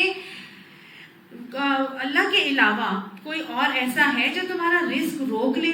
امن ھذا الذی یرزقکم، یعنی کہ وہ اللہ کے علاوہ کون ہے جو تمہیں رزق دیتا ہے؟ اگر ان امسک رزقا، یعنی کہ اگر اللہ تمہارا رزق روک لے تو اللہ کے علاوہ کون تمہیں رزق دے سکتا ہے؟ پہلی بات تو یہ کہ اللہ کے علاوہ رزق کون دیتا ہے؟ اللہ ہی تو دیتا ہے، اللہ ہی رازق ہے۔ اب اللہ جب رازق دیتا ہے، رزق وہی دیتا ہے، اور جب وہ رزق روک لے تو اس کے علاوہ کون ہے جو ہمیں رزق دے سکتا ہے؟ دونوں ہی باتیں یہاں پہ ہمیں بتائی جا رہی ہیں۔ ایک تو یہ کہ رزق اللہ دیتا ہے، اور اگر وہ رزق ہم سے روک لے تو اس کے علاوہ بھی کون دے سکتا ہے؟ ظاہر ہے جو رازق ہے اسی نے دینا ہے۔ تو رزق کے حوالے سے بھی دو تین باتیں ہیں وہ سمجھنی چاہیے۔ ایک تو یہ کہ دو تین طرح طرح کے لوگ دنیا میں پائے جاتے ہیں. ایک تو وہ ہیں جو کہ اللہ کے دین پر چل رہے ہیں اور حلال حرام کو بہت چھان پھٹک کے حاصل کرتے ہیں اور رزق کے حوالے سے بہت کانشیس اور محتاط ہوتے ہیں. تو ایسے لوگوں کے پاس اللہ نے بھی بہت کم رزق دیا ہوتا ہے, بس ناپتہ رزق ہوتا ہے اور فقیروں اور تنگدستی کی حالت میں وہ زندگی گزار رہے ہوتے ہیں, لیکن وہ اللہ کی راہ پر چلنے والے فرما بردار لوگ ہوتے ہیں. دوسرے طرح کے لوگ وہ ہوتے ہیں جن کو اللہ تعالیٰ نے بہت زیادہ رزق سے نوازا ہوتا ہے, حلال حرام کی تمیز کیے بغیر نافرمانی میں زندگی گزار کر رہے ہوتے ہیں اور رزق ان کے ہاں ابل رہا ہوتا ہے. ٹھیک ہے. تیسری قسم کے وہ لوگ ہوتے ہیں جو کہ نیک ہوتے ہیں, فرما برداری میں چل رہے ہوتے ہیں, رزق حلال ہی کما رہے ہوتے ہیں, لیکن اللہ پھر بھی ان کو وافر رزق عطا کیے ہوئے ہوتا ہے. الحمدللہ ثم الحمدللہ ایسے بھی بہت سارے لوگ پائے جاتے ہیں, اور ہم نے دیکھا کہ اللہ تعالیٰ نے حضرت سلیمان علیہ السلام کو, حضرت داؤد علیہ السلام کو, حضرت ایوب علیہ السلام کو, حضرت عثمان غنی کو, پھر حضرت عبد الرحمن بن عوف کا ملتا ہے, حضرت انس کو, ابو حنیفہ کو, کتنے لوگوں کو اللہ تعالیٰ نے دنیا کا بے پناہ رزق عطا فرمایا, لیکن پھر بھی وہ نیکی کے روش پر چلتے رہے. تو تین طرح کے لوگ دنیا میں ہیں. اب ایک تو ہے فرما برداری کر رہے اور دوسرا نافرمانی سے چل رہے ہیں. ٹھیک ہے نا. تو جو فرما برداری کرنے والے لوگ ہیں, اگر ان کے لیے رزق زیادہ ہے تو بھی امتحان ہے, رزق کم ہے تو بھی امتحان ہے, اور نافرمانی کرنے والے جو ہیں ان کے لیے بھی امتحان ہے. اگر ان کو اللہ نے رزق بہت زیادہ دے دیا ہے اور وہ رزق ابل رہا ہے اور وہ نافرمانی میں جو ہے وہ مگن ہے, تو یہ اللہ کی طرف سے استدراج کا ایک عمل ہے کہ اللہ کو ڈھیل دے دیتا ہے اور پھر وہ نافرمانی اور سرکشی میں بڑھتے ہی چلے جاتے ہیں. پھر اللہ تعالیٰ کی طرف سے ایک دم پکڑ آتی ہے اور کھینچ آتی ہے. تو یہ اللہ تعالیٰ کی طرف سے ایک آزمائش ہے, دونوں ہی کے لیے اللہ کی طرف سے آزمائش ہے. اب ہر شخص کیا فکر کرے, وہ یہ فکر کرے کہ جتنی بھی نعمتیں اللہ نے اس کو عطا فرمائی ہیں, اللہ نے اس کے بارے میں سوال ضرور کرنا ہے. کم دی ہے تو بھی پوچھنا ہے, زیادہ دی ہے تو بھی پوچھنا ہے. ہم نے اپنی تمام نعمتوں کا اللہ کو جواب دینا ہی دینا ہے. اب رزق کی صورت میں بہت ساری چیزیں, صرف مال تو نہیں ہے نا, رزق تو صرف مال نہیں کہلاتا بلکہ تمام قوتیں, تمام صلاحیتیں, تمام طاقتیں جو اللہ نے ہمیں عطا کی ہیں. ہمیں بولنے کی صلاحیت دی ہے, ہمیں لکھنے کی صلاحیت دی ہے, اللہ نے کوئی عزت, ناموری, کوئی شہرت دے دی ہے, اللہ نے بہت زیادہ نفری دی ہے, کوئی اولاد بہت زیادہ دی ہے. اللہ نے جو بھی نعمتوں سے نوازا ہے, کیا کرنا ہے, رزق کی جتنی بھی قسمیں ہیں اللہ نے ہمیں عطا فرمائی ہیں, اپنا اپنا محاسبہ کرنا ہے اور دیکھنا ہے کہ کیا ہم اپنی ان رزق کی نعمتوں کا عملی شکر کر رہے ہیں کہ نہیں. اللہ نے فرمایا ان امسک رزقا, اگر وہ چاہے تو اس کو کھینچ لے, اس کو روک لے. امسکا کہتے ہیں روکنے کو, یعنی اگر چاہے اللہ تو اس رزق کو روک لے. رزق کہاں کہہ کے کہ اللہ نے فرما دیا اپنے رزق کو. پیچھے بھی ہم نے پڑھا تھا کہ رزق اللہ کا ہے, جو اللہ دیتا ہے اس کی مرضی, جس کو چاہے جتنا دے, جب دے, جیسے دے.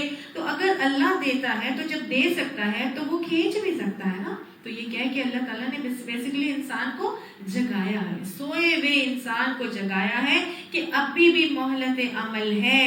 5 چیزوں سے پہلے غنیمت جانو اور شکر کے رویے اختیار کر لو.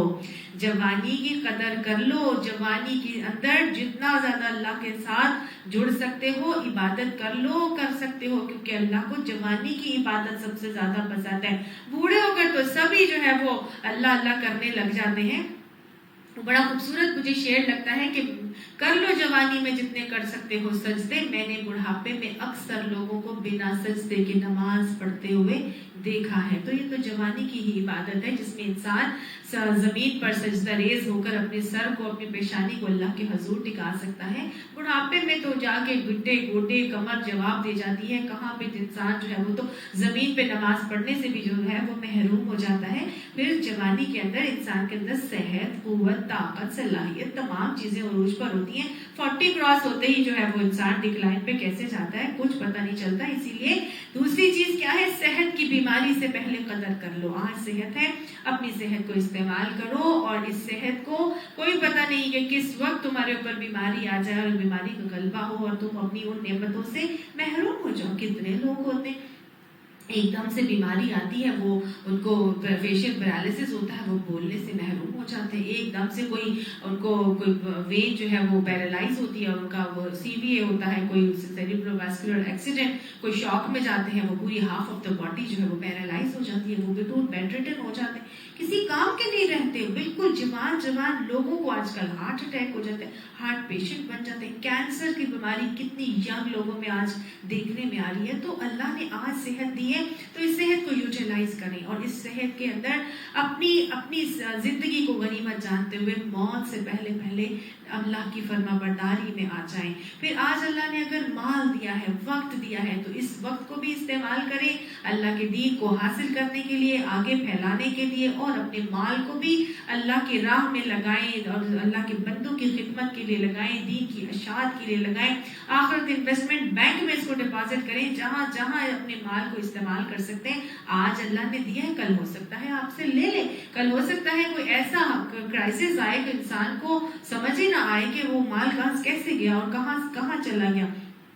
کتنے لوگ ہوتے ہیں ایک دم سے وہ ڈاکہ پڑتا ہے یا پوری کے پوری گوڈاؤن کو آگ لگ جاتی ہے یا کچھ بھی ایسے حالات آ جاتے ہیں، کوئی دنیاوی اپس اینڈ ڈاؤنس جیسے کہ آج کل چل رہے ہیں، ایک دم سے ایسے کرائسس آتے ہیں کہ سمجھ ہی نہیں آتا کہ وہ مال جو ہے وہ کہاں، ان کے پاس اچھا خاصا مال تھا اور وہ سب کا سب جو ہے وہ ختم ہو گیا. کتنے لوگوں نے سعودی عرب میں جو ہے وہ انویسٹ کیا اور سب کچھ کیا، لیکن سعودی عرب کے حالات اتنے ایسے ہوئے، چینج ہوئے کہ وہ جیسے وہ جو وار تھی اس کے اگینسٹ، یمن کے اگینسٹ اور لیبیا اور ان کے ساتھ جو وارز سٹارٹ ہوئی ہیں سعودی عرب کی، تو جتنے لوگوں نے اپنا مال وہاں پر لگایا تھا وہ سب کا سب ڈوب گیا. تو والوں کا کیا پتا، آج ہے کل نہیں ہے. تو 5 چیزوں کو 5 چیزوں سے پہلے غنیمت جان لینی چاہیے، کیونکہ یہ رزق اللہ کا ہے. ان امسا کا رزق کا، وہ جب چاہے اس رزق کو، ان تمام صلاحیتوں کو جو اللہ نے ہمیں دی ہیں، ان کو وہ کھینچ لے، ان کو وہ چھین لے، وہ ان کو روک لے، ہم سے، ہمارے پاس آنے سے روک لے. آج اللہ نے آنکھیں دی ہیں، آج اللہ نے کان دیے ہیں، آج اللہ نے ہاتھ دیے ہیں. اپنی صلاحیتوں کی حفاظت کرنی ہے، ان کو استعمال کرنا ہے اللہ کو جاننے کے لیے، اللہ کو پہچاننے کے لیے، اور آگے اللہ کی پہچان کروانے کے لیے. اچھا سننا ہے، اچھا پڑھنا ہے، اچھا دیکھنا ہے، تاکہ عقل ہماری اچھے رویے پر چل سکے اور ہماری عقل کی بھی حفاظت ہو سکے. کیونکہ جو دیکھیں گے، جو سنیں گے، وہ ہماری عقل پر اثر انداز ہوگا. تو اپنے وقت کو ضائع ہونے سے بچائیں، اپنے وقت کو ضائع ہونے سے بچائیں. کیونکہ دیکھیں سورہ ہجر میں آتا ہے ربما یود الذین کفروا لو کانوا یا مسلمین، کہ قریب ہی ہے وہ وقت کہ جب لوگ کہیں گے کہ کاش کہ ہم نے سر اطاعت خم کر دیا ہوتا، کاش ہم مسلمان ہو گئے ہوتے. تو وہ وقت جب آئے گا، جب لوگ ہائے کاش یاس کریں گے، تو یہ مومن کا تو رویہ نہیں ہوتا نا کہ وہ ہائے کاش اور یاس کرنے والا ہو. وہ تو حسرت نہیں کرتا، وہ تو نہیں پچھتاتا، وہ تو اپنے وقت کو موقع غنیمت جانتے ہوئے اس وقت کا بیسٹ یوٹیلائزیشن کرتا ہے، اپنے وقت کو بیسٹ طریقے سے استعمال کرتا ہے. تو آج اگر اللہ نے مجھے آپ کو طاقت، صلاحیتیں رزق کی صورت میں عطا فرمائی ہے، تو اللہ تعالیٰ کل ان کو لے بھی سکتا ہے. آج کوئی اوپر ہے، کل دوسرا اوپر آ جائے گا، اور کل ہماری طاقتیں، صلاحیتیں جب ختم ہوں گی تو پھر ہم صرف اور صرف ہاتھ ملتے رہ جائیں گے. لہٰذا اپنے اوقات کو ویسٹ نہیں کرنا، اپنے اوقات کو غنیمت جانتے ہوئے ہمیں اپنی زندگی کی مہلت عمل میں اللہ کے مطابق پلٹ کر، اللہ کی طرف پلٹ کر اللہ کے مطابق زندگی گزارنی ہے. اللہ تعالیٰ آگے سے وجہ بتا رہے ہیں یہ کام نہ کرنے کی. کیوں اللہ کی طرف لوگ پلٹ کر نہیں آتے؟ کیوں اللہ تعالیٰ سے وہ ایک کفر کا رویہ اختیار کر کے چلتے ہیں؟ بل لجوا فی عتو و نفور، بلکہ بات یہ ہے کہ وہ تو لجاج ہیں، وہ تو لجو ہیں، وہ تو لجاج میں لجو میں پڑے ہوئے ہیں. فی عتو، وہ تو سرکشی میں مبتلا ہیں. وہ نفور، اور وہ تو نفرت میں مبتلا ہیں. مطلب 3 چیزیں بتائی جا رہی ہیں دور بھاگنے کی. اصل وجہ بتائی جا رہی ہے قرآن کو نہ سننا، قرآن کی سنائی ہوئی باتوں پر عقل نہ کرنے کی. کیا وجہ بتائی جا رہی ہے؟ کہ یہ تو اصل میں لجو میں ہے. فی عتو و نفور، یہ سرکشی اور حق سے گریز پر اڑے ہوئے ہیں، لجو ہیں. لجاج کہتے ہیں بہت زیادہ جھگڑالو، ہر بات پر لڑائی کرنے والا، اور ایسے لڑائی کرتا ہے، ایسے بحث کرتا ہے کہ جیسے پھٹ ہی جاتا ہے. ہوتا ہے نا کچھ لوگوں کا آپ نے دیکھا ہوگا کہ دلیل شلیل کوئی ان کو ہوتی نہیں ہے ان کے پاس، معلوم ہوتا ہے کہ وہ غلط ہے، دوسرے کو سنپ کرنے کے لیے یا چپ کرانے کے لیے یا دوسرے کی آواز کو نیچا کرتے ہیں اور اپنی آواز کو اونچا کر کے اپنی آواز سے دوسرے کی آواز کو دبانے کی کوشش کرتے ہیں، اور وہ اس لیے کرتے ہیں کہ میں صحیح ثابت ہو جاؤں. ایسے ہوتا ہے نا، یعنی اپنی غلط بات پہ اڑے رہتے ہیں اور اپنی اونچی آواز کر کے دوسرے کی صحیح بات کو نگیٹ کرنے کے لیے دباتے ہیں اور اس کو نیچا کر کے اس کو ہرانے کی کوشش کر کے اس کے اوپر چڑھنے کی کوشش کرتے ہیں. تو یہ ایک جھگڑالو ایک عمل ہے یا ایک جھگڑالو رویہ ہے، یہ لجاج ہوتا ہے جو یہ عمل کرتا ہے. اور آپ نے دیکھا ہوگا کہ کئی دفعہ کچھ بچے جو ہوتے ہیں نا وہ بھی ایسے ہی رویے کرتے ہیں، کوئی بات ہو تو اونچی آواز میں بات کرتے ہیں اور اونچی آواز میں دوسرے کوئی بات کو دبانے کی کوشش کرتے ہیں کہ نہیں جو میں کہہ رہا ہوں وہی ٹھیک ہے، بس میری ہی بات مانی جائے. تو کچھ بچے اگر بچپن سے اس طرح کی بات کریں اور ماں باپ کو یہ بات سمجھ میں آ جائے کہ یہ ایسے کر کے اپنے شاؤٹ کر کے دوسرے کو خاموش کرانے کی کوشش کر رہا ہے، تو یہ لجاج پن ہے. اس لجاج پن کو ختم کرنا چاہیے، یہ تکبر کی علامت ہوتی ہے. بچوں کو اسی وقت اس رویے سے روکنا چاہیے، نہیں تو یہی چیز آگے آگے آگے بڑھتا چلا جاتا ہے. تو انسان ہر غلط بات پر اڑ جاتا ہے اور اپنی جو ہے وہ آواز کو اونچا کر کے دوسرے کو دبا کر نیچا کرنے کی کوشش کرتا ہے. یہ بنیادی طور پر لجاج کیا ہے؟ بہت زیادہ متکبر ہوتا ہے، اپنی غلطی کو جانتا ہے لیکن سنپ کر کے دوسرے کو نیچا دکھانے کی کوشش کرتا ہے. بطر الحق کے بعد غمط الناس کا رویہ کر رہا ہوتا ہے. یہ کام قریش کے مکہ کے لوگ بھی کر رہے تھے اور وہ نبی صلی اللہ علیہ وسلم کی حقیقت کو، اس کی حقانیت کو جانتے تھے لیکن مانتے نہیں تھے. ابو جہل کا پتہ ہے نا آپ کو، ابو سفیان کا، ابو لہب کا، یہ سب مانتے تھے، جانتے تھے، لیکن تکبر کی بنا پر حضور صلی اللہ علیہ وسلم کی حقانیت کو تسلیم کرنے کے لیے انکاری تھے. تو یہ وہ رویہ اگر ہمارے اندر کہیں سے بھی نظر آتا ہے تو اس کو ہم نے نکال دینا ہے. تو سمجھ آ رہا ہے یہاں پر کہ قرآن کے احکامات کو نہ ماننے کا پہلا رویہ تکبر ہے. یہ تکبر انسان کو کہاں لے جاتا ہے؟ فی عتو و نفور. یہ کیا کرتے ہیں؟ ہر وقت سرکشی میں مبتلا رہتے ہیں. فی عتو سرکشی میں لے جاتا ہے، یعنی کہ وہ تو ہر وقت اپنی خواہشات نفس کی پیروی کرنا شروع ہو جاتا ہے، وہ تو اسی میں مگن ہوتا ہے، وہ ہر حد کو، باؤنڈری کو کراس کرتا ہے، خواہشات کی باؤنڈریز ہی توڑنا شروع ہو جاتا ہے. دیکھیے خواہشات رکھنا غلط نہیں ہے، ہر ایک کے اندر خواہشات ہوتی ہیں، یہ بری بات نہیں ہوتی. خواہش ہوتی ہے تو انسان کچھ کرتا ہے نا، لیکن خواہشوں کو حد سے زیادہ کرنا اور اس میں حدود ہی توڑ دینا اور شریعت کی حدود کو کراس کر جانا، یہ بیسیکلی عطوف کا رویہ ہے جو یہاں پر منع کیا جا رہا ہے اور بتایا جا رہا ہے. اصل میں یہ عطوف تھا، سرکشی میں اپنی حدوں کو کراس کر جاتے تھے. ونفور، اور وہ تو نفرت کرتے تھے کس چیز سے؟ حق سے. ان کو تو حق کی بات ہی پسند نہیں تھی، وہ تو دین کی باتیں سننا ہی نہیں چاہتے تھے، وہ تو نفرت کا اظہار کرتے تھے، مان ہی نہیں، مطلب ان سے تو ایکسیپٹ ہی نہیں ہوتا تھا کہ کوئی دین کی کوئی بات کرے. اور برقعے والیاں وہ تو ٹالریٹ ہی نہیں کی جاتی تھی ان سے. یہ دین پڑھانے والوں سے، برقعے والیوں سے ان کو نفرت تھی، ان کو تو مولویوں سے نفرت تھی. یعنی دین کی باتوں سے ایسے رویے شو کرتے تھے کہ جیسے ان کو دین پسند ہی نہیں ہے. یہ وہ نفور کا رویہ تھا، یہ وہ سرکشی میں حدیں کراس کرنا تھا. یہ تکبر کی وجہ سے انسان ان دونوں رویوں پر آتا ہے کہ جب لجاج بن جاتا ہے، تکبر آتا ہے تو لجاج بھی بنتا ہے، عطوف بھی کرتا ہے، سرکشی میں حدیں کراس کرتا ہے، اور دین سے تو ریپلسو بیہیویئر شو کرتا ہے. وہ تو پسند ہی نہیں کرتا کہ کوئی دین کی کوئی بات کرے.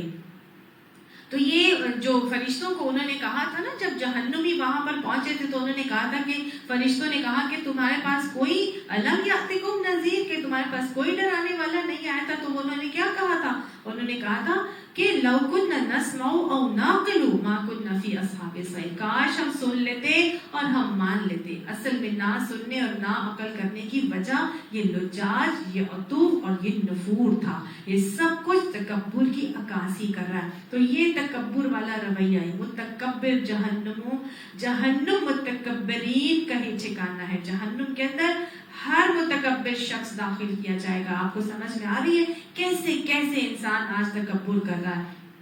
और ये तब मैंने आपको बताया ये अमूमी तौर पर ये तकब्बुर का रवैया उन्हीं लोगों के अंदर आता है जिनको अल्लाह ताला ने दुनियावी तौर पर बहुत सारी नेमतों में माला माल किया होता है। वो अपनी इन्हीं दुनिया की नेमतों में मगन हो जाते हैं और ऐश भी आते खुदा भूल जाते हैं। लेकिन जरूरी तो नहीं है, जरूरी नहीं है। बहुत सारे ऐसे लोग भी हैं जो नेमतों के बाद अल्लाह ही के पास पलटते हैं और ज्यादा जुड़ जाते हैं अल्लाह ताला से।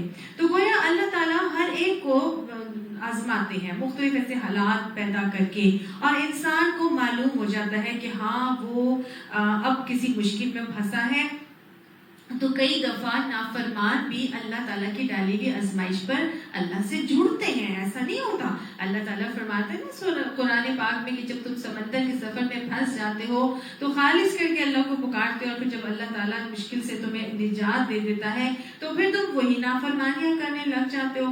तो हमें क्या करना है, जब मुश्किल में फंसने के बाद हमें अल्लाह याद आता है तो मुश्किल से जब अल्लाह हमें निकालता है तो हमें दोबारा अल्लाह ही की तरफ पलट कर आना है। कुरैश भी ऐसा ही करते थे। वो मुश्किल में अल्लाह ही को पुकारते थे, वो अल्लाह को रब्बे काबा कहते थे। और आज हम अमूमी तौर पर हम मुसलमान भी अपने इसी रवैये पर हैं। जब मुश्किलें आती हैं तो फौरन कुरान लेके बैठ जाते हैं, फौरन जो है वो वजीफे तस्बीहात करना शुरू हो जाते हैं, हम जो यासीन पे पढ़ाना शुरू हो जाते हैं, दर्स कराना शुरू हो जाते हैं, अपने अच्छे रवैयों पर आ जाते हैं, या फिर जब नहीं दिल चाहता तो छोड़ देते हैं। और हमारे हालांकि बीइंग मुस्लिम हम सबको मालूम है कि अल्लाह ताला ने दीन के हमें कौन से अहकाम दिए हैं। तमाम ही अहकाम पे अमल करना हम सबके लिए लाजिम है, लेकिन हम अब दीन के उन अहकाम में पिक एंड चूज कर रहे होते हैं। दिल चाहता है तो मान लेते हैं, नहीं दिल चाहता तो छोड़ देते हैं। हर मुसलमान खातून को मेरा अपना ओपिनियन ये है कि मेरा ख्याल सभी को पता है कि अल्लाह ताला ने हिजाब को हमारे दीन का लाजमी हिस्सा रखा है, और ये एक मुसलमान खातून की आइडेंटिटी होती है, उसकी पहचान होती है। और सबको मालूम है कि मुसलमान लड़की की पहचान ये है कि वो कवर्ड बाहर जाती है, ना करें तो एक गिल्ट का एहसास उनको जरूर है। अल्हम्दुलिल्लाह ये भी एक अल्लाह की रहमत ही है कि गिल्ट का एहसास है। अगर ये भी ना हो तो फिर तो मेरा ख्याल है बिल्कुल ही पलटने की गुंजाइश ही खत्म हो जाए। अगर गिल्ट का एहसास है तो भी जो है वो अल्लाह ताला से पलटने के लिए दुआ की जाए। अल्लाह ताला कुरान पाक में सूरह अहज़ाब में जहाँ पर्दे के अहकाम नाज़िल फरमाते हैं ना, उसके बाद फरमाते हैं कि या अय्युहल्लज़ीना आमनू इत्तक़ुल्लाह व क़ूलू क़ौलन सदीदा, या लोगों जो ईमान लाए हो अल्लाह से डरो और सही बात किया करो। युस्लिह लकुम अमालकुम व यग़फिर लकुम ज़ुनूबकुम, अगर तुम सही बात करोगे ना, यानी जो हुक्म अल्लाह ने तुम्हें दिए हैं उन अहकामात को सही तो कहो कम से कम। अगर तुम सही कहोगे और सही बात करोगे और फ्लैटली रिजेक्ट नहीं करोगे कि नहीं ये तो हुक्म ही नहीं है कि जी पर्दा किया जाए या जी जिल्बाब ओढ़ के बाहर जाया जाए या सर को कवर करना है और दुपट्टा ले, मतलब तुम अगर ये बातें ही फ्लैटली रिफ्यूज कर दोगे तो फिर तुम्हारी पलटने की गुंजाइश ही नहीं। लेकिन अगर तुम ये मानोगे, कुल्लू कौलन सदीदा करोगे तो युस्लिह लकुम अमालकुम, अल्लाह तुम्हारे अमाल की इस्लाह भी करेगा, व यग़फिर लकुम ज़ुनूबकुम, और तुम्हारे गुनाहों को माफ भी करेगा। अल्लाह तुम्हारे गुनाहों को ढांप भी देगा। व मन युतिअल्लाह व रसूलहु फ़क़द फ़ाज़ फ़ौज़न अज़ीमा, फिर अल्लाह ने फरमाया जो अल्लाह और उसके रसूल की इताअत करके चलेगा उसको तो अजीम शान कामयाबी हो जाएगी। तो अल्लाह ताला जब नेमतों को से इंसान को माला माल करते हैं, नवाजते हैं, तो इंसान को ज्यादा मोहतात होने की जरूरत है। आज नेमतों में हम अल्लाह को भूल ही जाते हैं। अब वो नेमतें हैं, अल्लाह को भूल के जिंदगी गुजार रहे हैं। जब कोई मुश्किल आती है तो फौरन अल्लाह की तरफ पलटते हैं, अल्लाह से बातें करते हैं, दुआएं करते हैं, और अल्लाह ताला हमारी मुश्किलें टाल भी देता है। अल्लाह वो मुश्किलें टालता है, इंसान अपनी बातों से मुड़ जाता है, मुकर जाता है, फिर बातें खिलाफी करने लग जाते हैं, और फिर हम उसी अपने लाइफ स्टाइल पर वापस आ जाते हैं। क्या ये रवैया आज हमारा नहीं है? अल्लाह ने हमें बातें समझाई हैं, अल्लाह ने झंझोड़ा है, अल्लाह ने मुझे और आपको झंझोड़ा, اللہ نے آگے بتایا آیت نمبر 22 کے اندر، اب حقیقت مزید بتائی ان دو سوالات کے بعد جھنجھوڑا، اور پھر بتایا کہ دیکھو اگر اب اللہ کو مان کر اپنی زندگی اللہ کے مطابق کر لو گے، تو اپنی اصلاح کر لو گے، تو دیکھو پھر تمہارا حال کیا ہونا چاہیے. افمن یمشی مکبا علی وجہہ اہدی امن یمشی سویا علی صراط مستقیم. کیا بس وہ شخص جو یمشی مکبا علی وجہہ کر رہا ہے، یعنی اگر وہ شخص، کیا بس وہ شخص جو یمشی وہ چل رہا ہے مکبن علی وجہہ، مکبن یعنی جھک کر، کب نکال کر، جیسے کبا ہو کے چڑھتا ہے نا انسان، کیسے چڑھتا ہے؟ سر نیچے ہوتا ہے اس کا اور کب نکلا ہوتا ہے، بالکل ایسے جیسے جانور منہ نیچے کر کے چلتے ہیں. تو یعنی کہ کیا وہ چیز جو چہرے کے بل چل رہی ہے، علی وجہہ اہدی زیادہ ہدایت پر ہے، یعنی وہ چیز جو جھک کر جانور کی طرح چہرے کے بل چل رہی ہے، کیا وہ زیادہ ہدایت پر ہوگا؟ ام من یمشی سویا علی صراط مستقیم، یا وہ جو کہ سیدھا ہو کر سیدھے راستے پر چل رہا ہے. ان دونوں میں سے کون سیدھے راستے پر ہوگا، کون زیادہ ہدایت پر ہوگا؟ اللہ نے جھنجھوڑا ہے. اللہ نے مجھے اور آپ کو سوچنے کی دعوت دی ہے کہ اللہ نے مجھے جانور نہیں بنایا، اللہ نے ہمیں کیا بنایا ہے؟ انسان بنایا ہے. تو ہمارا یہ کام نہیں تھا کہ جو بھی گمراہی دنیا میں پھیلی ہوئی ہے اسی کے پیچھے آنکھیں بند کر کے چلتے پڑیں اور کچھ نہ سوچیں کہ جس راہ پر ہم چل رہے ہیں وہ درست ہے بھی کہ نہیں. ہم بھیڑ چال کا شکار ہو کر بس آنکھیں بند کر کے چلو تو ادھر ہو ہوا ہو جدھر کی، do in Rome as Romans do, یا ایک میجورٹی از اتھارٹی کر کے جب سب ایک ہی روش پر چل رہے ہیں تو بس ہم بھی آنکھیں بند کر کے اسی پر چلتے رہیں. ہمارا حال تو بالکل اسی اندھے مسافر کی طرح ہے جو یا تو آنکھیں بند کر کے چل رہا ہے یا اندھیرے میں چل رہا ہے یا پھر آنکھیں موندے ہوئے جو ہے وہ چلی مطلب دیکھ ہی نہیں پا رہا ہے کہ نہیں. ایسا مسافر جو آنکھیں بند کر کے چل رہا ہو یا اندھیرے میں چل رہا ہو تو اس کا کیا حال ہوگا؟ وہ تو بار بار گرے گا. وہ کیوں گرے گا؟ کوئی بار بار کیوں گرتا ہے؟ یا تو وہ اندھیرے میں جا رہا ہوتا ہے، یا پھر یہ کہ وہاں کو بہت سی پھسلن آ جاتی ہے تب گر جاتا ہے، یا پھر وہ اندھا ہوتا ہے. ایسے ہی جب وہ گرتا ہے تو پھر وہ اٹھتا ہے، اٹھ کے پھر اسی طرح اسی روش پہ چل رہا ہوتا ہے، پھر کوئی انیون جگہ یا پھسلن آتی ہے وہ پھر گر جاتا ہے، پھر اٹھتا ہے، پھر اس کو چوٹ لگتی ہے، پھر اٹھتا ہے، پھر چلتا ہے اور پھر اسی طرح آگے جاتا ہے، پھر گرتا ہے. تو پھر کیا ہوتا ہے؟ بار بار لڑک کے چلتا ہے، گرتا ہے، اٹھتا ہے، پھر چلتا ہے، گرتا ہے، اٹھتا ہے. آخرکار اس کی برداشت ختم ہو جاتی ہے، اور اس کی برداشت ختم ہوتی ہے اور اس کا حال یہ ہو جاتا ہے کہ اس کی زندگی میں کوئی سکون نہیں ہوتا. چاہے دنیا بھر کی نعمتیں اس کے پاس آ جائیں، عزت، مال، عہدہ، اقتدار، شہرت، سب کچھ اس کے پاس آ جائے، ہر نعمت سے مالا مال بھی ہو جائے، لیکن حال اس کا کیا تھا؟ بھیڑ چال کا شکار تھا. جہاں دنیا چل رہی تھی اسی طرح وہ چل رہا تھا. تو آہستہ آہستہ آہستہ کیا ہوگا؟ گرے گا، اٹھے گا، چلے گا، سنبھلے گا، گرے گا، اٹھے گا، چلے گا، سنبھلے گا، پھر گرے گا. اس میں آہستہ آہستہ آہستہ وہ اسٹریس کا شکار ہو کے ڈپریشن کے گڑھوں میں ڈوبتا چلا جائے گا، اور آہستہ آہستہ آہستہ پھر وہ سوئسائڈ کے لیول پر پہنچ جائے گا. یہ کیوں ہوتا ہے انسان کے ساتھ؟ کیا آپ نے دنیا میں ایسے دیکھا نہیں؟ کتنے لوگ ہیں جو آپ کو ایسے نظر آتے ہیں، دنیا کی ہر نعمت ان کے پاس ہوتی ہے لیکن سکون نہیں ہوتا. وہ سکون سے عاری ہوتے، ان کے پاس نام کو سکون نہیں ہوتا. یہ انہی لوگوں کا حال بتایا جا رہا ہے کہ افمن یمشی مکبا علی وجہہ اہدی، کیا وہ شخص جو اپنا منہ اوندھے چل رہا ہو، نیچے منہ کر کے چل رہا ہو، کیا وہ زیادہ ہدایت پر ہے؟ ام من یمشی سویا علی صراط مستقیم. اور دوسری جگہ وہ شخص ہے جو وہ سیدھا بالکل سامنے دیکھ کر چل رہا ہے، اور سیدھا راستہ صراط مستقیم اس کے سامنے ہے، وہ سیدھا سیدھا چل رہا ہے، اس کو ہر چیز عیاں نظر آ رہی ہے. یہ وہ شخص ہے جس کے پاس ایمان کی ٹارچ ہے، ایمان کی مشعل اس کے ہاتھ میں ہے، اس کی زندگی کا مقصد متعین ہے، منزل اس کی نگاہ میں ہے. ہر دن وہ اپنا ہر قدم اٹھاتا ہے اور اللہ رحمان رب کے قریب ہی ہوتا چلا جاتا ہے. یہ تو روشنی کا مسافر ہے، پچھلا تو اندھیرے کا مسافر تھا. یہ تو روشنی میں چل رہا ہے، چاہے وہ اسکول جائے، چاہے کالج جائے، چاہے یونیورسٹی جائے، چاہے شادیاں ہو جائے، چاہے شادی میں جائے، چاہے اپنی شادی ہو، چاہے میکے کا معاملہ ہو، چاہے سسرال کا معاملہ ہو، چاہے کمپنی میں جاب کرتا ہو، چاہے اپنی کمپنی رن کرتا ہو، چاہے اس کے رشتہ داروں کے ساتھ معاملات ہو، کوئی اس کے پڑوسی احباب کے ساتھ معاملات ہو، کوئی ماتحتوں کے ساتھ ہو، ہر جگہ ہر وقت ایمان کی ٹارچ اس کے ساتھ کوئی چوٹ لگنے کا، کوئی گرنے کا تو کوئی معاملہ ہی نہیں ہوگا نا. اس کا تو رب کے اوپر ایمان ہے، توکل ہے، یقین ہے.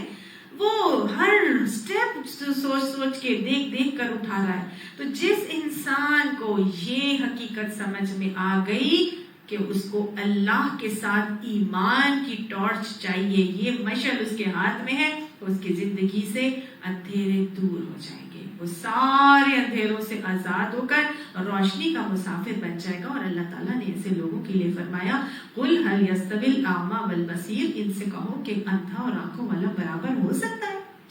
اللہ نے فرمایا هل يستوي الذين يعلمون والذين لا يعلمون، وہ لوگ جن کے پاس علم ہے اور وہ جو کہ جاہل ہے، کیا وہ برابر ہو سکتے ہیں؟ یعنی وہ جن کے پاس علم نہیں ہے اور جن کے پاس علم ہے، یہ کبھی برابر ہو سکتے ہیں؟ نہیں ہو سکتے نا. آج ہم کہتے ہیں کہ ہم جو ہے وہ دو کیا کہتے ہیں کہ اس کشتی کا سوار بن جائیں کہ دونوں کشتیوں میں ہم نے اپنا پاؤں رکھنا ہے، کہ ہم نے دنیا کی کشتی میں بھی سوار ہونا ہے اور آخرت کی کشتی میں بھی سوار ہونا ہے، دین کے اندر بھی رکھنا ہے اور دنیا میں بھی رہنا ہے. ایسا نہیں ہو سکتا. جو دو کشتی کا سوار ہوتا ہے نا، وہ اس کو سمجھ میں نہیں آتا وہ ادھر جائے کہ ادھر جائے، یا دنیا ملے گی یا آخرت ملے گی. یہ تو منافقت ہے کہ ہم کہیں کہ ہمیں دنیا بھی مل جائے اور آخرت بھی مل جائے.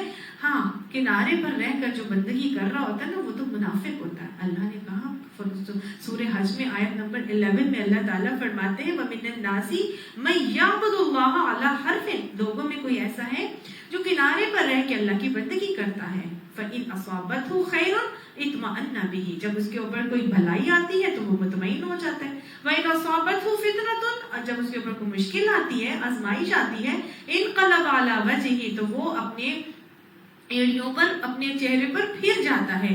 خسرت دنیا والآخرہ، ایسے لوگوں کی دنیا بھی گئی اور آخرت بھی گئی. ذالک هو الخسران المبین، یہ تو بدترین خسارہ ہے، واضح کھلا خسارہ. اللہ نے اس کو بتا دیا. یعنی منافق کی دنیا بھی، مومن کی کیا ہوتی ہے؟ مومن اپنی آخرت بنا لیتا ہے. جو فاسق ہے، جو کافر ہے، وہ کیا کرتا ہے؟ کافر اپنی آخرت دنیا بناتا ہے، اس کی آخرت بیکار ہو جاتی ہے. لیکن جو منافق ہوتا ہے، جو دو کشتیوں کا سوار ہوتا ہے، اس کی دنیا بھی جاتی ہے اور اس کی آخرت بھی جاتی ہے. اس کو نہ دنیا مل پاتی ہے نہ آخرت مل پاتی ہے. اللہ کا حکم میرے اور آپ کے لیے کیا ہے؟ ہم نے ڈاواڈول رہ کے، تیتر بٹیر بن کے اپنا دین میں نہیں رہنا، بلکہ کیا کرنا ہے؟ ادخلوا فی السلم کافہ، اسلام کے سمندر میں پورے کے پورے غوطہ زن ہو جاؤ اور اپنے اوپر صبغۃ اللہ کو چڑھانا ہے. میرے اور آپ کے لیے لمحہ فکریہ ہے. اپنا اپنا محاسبہ کریں. کب تک ہم منافقت کی زندگی گزارتے رہیں گے؟ کب تک ہم دو کشتیوں کے سوار ہو کر اپنی زندگی چلائیں گے؟ ہمیشہ ہمیشہ ہر عمل میں سوچ کے کام کریں، ٹارگیٹڈ ہو کر کریں کہ اس عمل سے مجھے آخرت میں کیا ملے گا. دنیا تو بن ہی جائے گی، جتنی ہماری مقدر ہے وہ ہمیں ملے گی، لیکن ہمارا فوکس، ہمارا ٹارگیٹ عمل کے حوالے سے کیا ہوگا؟ آخرت ہونا چاہیے. ہر عمل آخرت کی فکر سے کریں اور جلدی کریں، دیر نہ کریں، پلٹ جائیں اللہ تعالیٰ کی طرف. نہیں تو مہلت عمل کسی وقت بھی ختم ہو سکتا ہے. اللہ نے جو رزق دیا ہے کسی وقت بھی اللہ تعالیٰ اس کو روک سکتا ہے. ہم کا رزق کا معاملہ اللہ تعالیٰ کر سکتا ہے نا. کس کو کیا معلوم کس کی موت یا اجل کب آ جائے، کس کی صلاحیتیں اللہ تعالیٰ چھین لے، اللہ تعالیٰ اپنے پاس لے لے واپس، کسی کو نہیں پتا نا. تو لہٰذا فوراً عمل کرنا ہے، اللہ کی طرف پلٹنا ہے اور ہمیں ایسے لوگوں میں شامل ہونا ہے جو کھلے عام اپنے چہرے کو اٹھا کے روشنی کے مسافر کی طرح صراط مستقیم پر چلنے والے ہو جاتے ہیں. اللہ یہ باتیں ہمیں سمجھائے اور ہمارے اندر سے لجاج اور عتو اور نفور کو نکال کے اللہ تعالیٰ ہمیں روشنی کا مسافر بنا دے. ہماری زندگی میں وقت بہت کم ہے، بہت کم وقت ہے. آگے اب اس سورت کا چوتھا حصہ شروع ہو رہا ہے جو آیت نمبر 23 سے لے کے 30 تک آتا ہے. اس کے اندر اب اللہ سبحانہ تعالیٰ نے پوری انسان کی زندگی کو 2 آیات میں سمو دیا ہے. وہ کون سی 2 آیات ہیں؟ آیت نمبر 23 اور 24. اس میں اللہ سبحانہ تعالیٰ فرماتے ہیں قُلْ هُوَ الَّذِي أَنشَأَكُمْ، کہہ دو کہ وہ اللہ، وہ ذات ہے جس نے انشأکم کا معاملہ کیا، یعنی تمہاری نشو نما کی، تمہیں بنایا، تمہیں بڑا کیا اور تمہیں نشو نما کر کے میچورٹی تک پہنچایا. دیکھیے نشہ کہتے ہیں کسی چیز کو پیدا کرنا، پھر اس کو گرو کرنا، اور اس کو جیسے کہ ایک بیج ہوتا ہے نا، اس بیج سے ایک کیا ہوتا ہے، ایک پورا پہلے ایک چھوٹا سا کومپل نکلتی ہے، پھر وہ بڑا سا پودا بنتا ہے، پھر اس کے بعد وہ درخت بنتا ہے. تو بیج سے جب درخت بنتا ہے تو اس کو کہتے ہیں نشہ کا معاملہ کرنا. انشاء اللہ سبحانہ تعالیٰ ایسا رب ہے جس نے ہمارے لیے کیا کیا، ہمارا انشاءکم کا معاملہ کیا، ہماری نشو نما کی.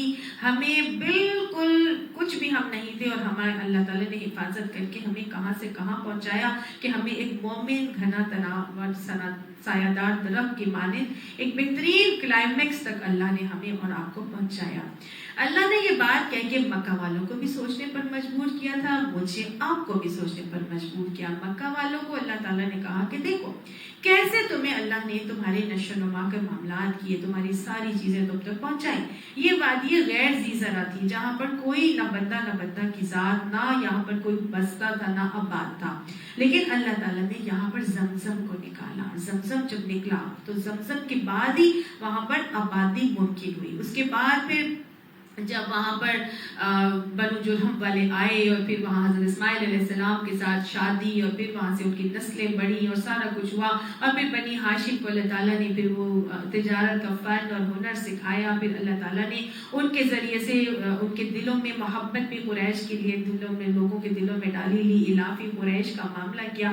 اللہ نے کیا کیا نا، رحلۃ الشتاء والصیف، جاڑے اور گرمی میں ان کو سفر کے طریقے سکھائے. اللہ تعالیٰ نے اسی شہر کو بلندن آمنہ بنایا، اور آج تک اللہ سبحانہ تعالیٰ ان کی وہاں کی ان کی گروتھ کے لیے، ان کی نشو و نما کے لیے اللہ تعالیٰ نے وہاں پہ آئل انڈسٹری کا انتظام کر دیا.